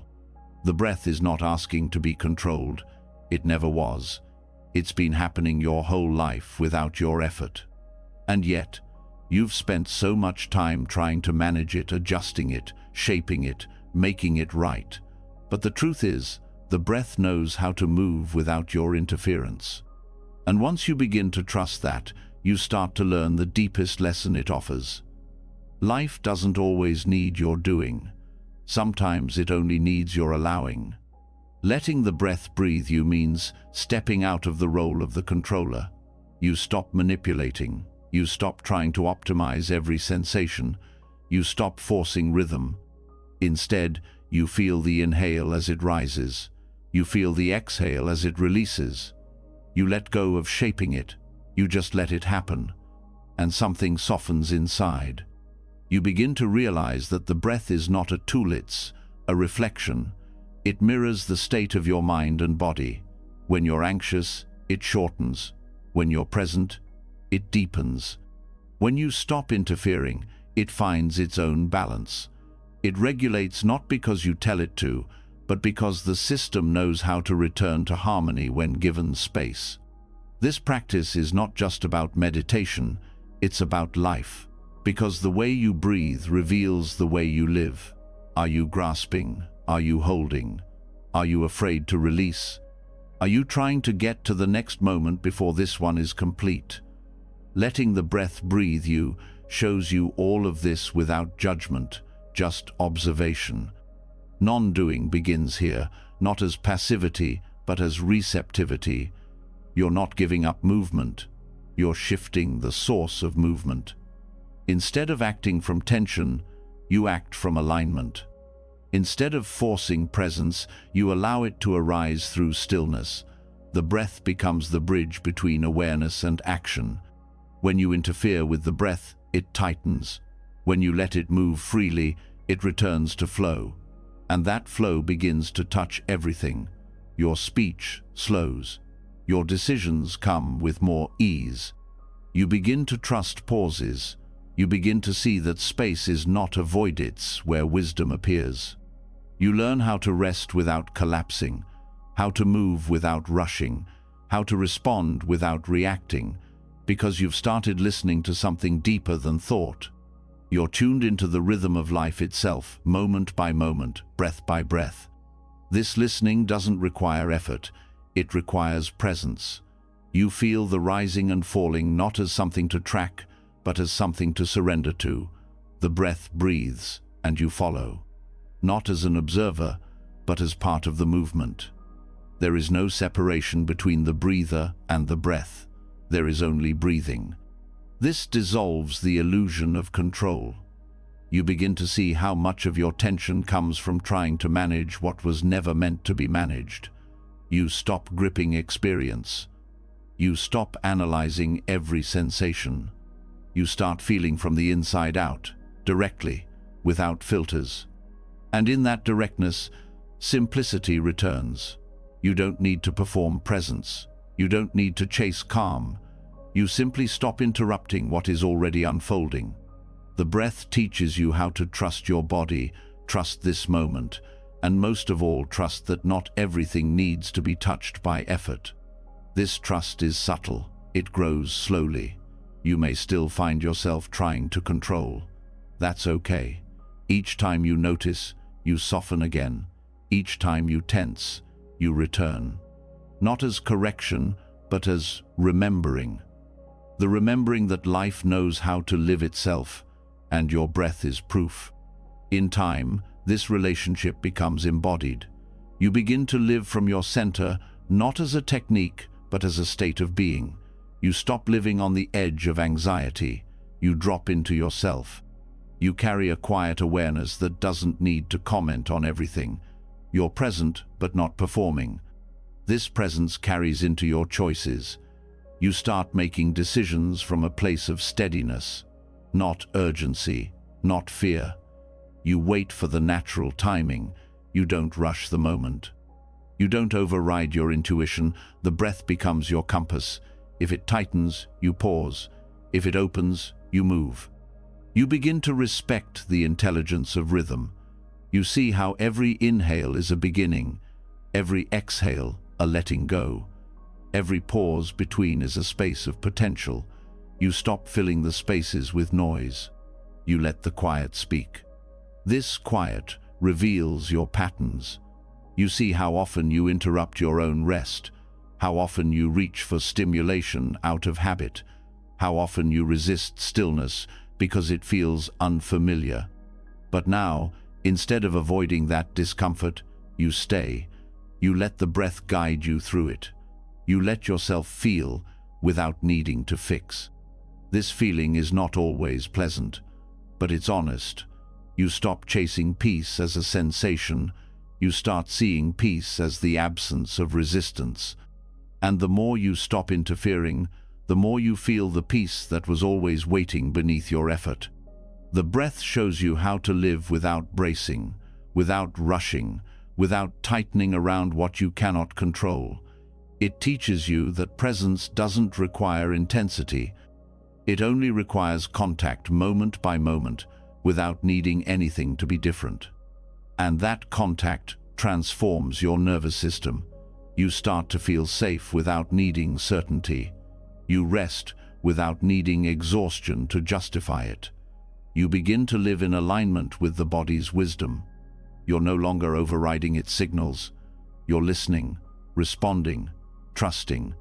This creates space inside you, a space that others can feel. You become more grounded in conversation, more available in connection. You don't disappear into your mind. You stay with what's real. Even when emotions rise, you remain anchored not by force, but by breath. You stop needing to be impressive. You stop performing calm. You stop trying to seem present, because you're no longer operating from effort. You're moving from simplicity. The breath breathes you, and that is enough. This also affects how you engage with change. You no longer grip when life shifts. You don't try to control the rhythm. You let it move through you like breath. Each change a new inhale, each loss a full exhale. You let go without collapsing. You receive without grasping. This receiving is not passive. It's awake, attentive. You're not disengaged. You're simply not rushing to manage every detail. You trust that presence is enough. That awareness is intelligent. That the breath carries insight if you stop drowning it in control. And this changes how you relate to effort itself. You still act. You still engage. But now the effort is clean. It's not compulsive. It's not anxious. It's not driven by fear of not doing enough. It's rooted in response, not reaction, in flow, not force. Letting the breath breathe you is the practice of surrender. But it's not about giving up. It's about returning to what moves on its own, what rises and falls without your control, what carries you when you stop resisting. You realize you are not the source of life. You are the space it moves through. And the more you step out of the way, the more clearly it flows. The more peace you carry, the more trust you embody. Not as belief, but as breath, always moving, always returning, always home. You've now traveled through the deepest waters of stillness, breath, thought, impermanence, love, and presence. You've touched the quiet truth behind flow, not a method, but a remembering. That life is not a problem to solve, but a rhythm to trust. That you don't need to grip every moment. You only need to soften into it. You've seen that flow isn't passive. It's not drifting. It's wise responsiveness. It's living without clinging, loving without losing yourself, speaking without building walls, feeling without fearing the wave. You've been invited to rest inside the breath, to let go of old roles, and to question the voices that told you life had to be earned. Now, you don't have to hold all of it. Just let the parts that touched you settle quietly in your heart. Let them rise again tomorrow, or the next day, or whenever they're ready. You don't need to force change. You are already flowing in the right direction. Slowly, naturally, lovingly. If you made it to the end, drop a comment below and write, "I trust the flow." Let's find each other in this space, this still, awake space, where people choose peace over pressure. And if you found even one breath of comfort, one moment of clarity, one spark of insight in this journey. Don't forget to subscribe to the channel. There's more waiting for you. Not more noise, more quiet truth. Let's keep growing together, one breath at a time. Until next time, may your heart stay open and your path stay soft.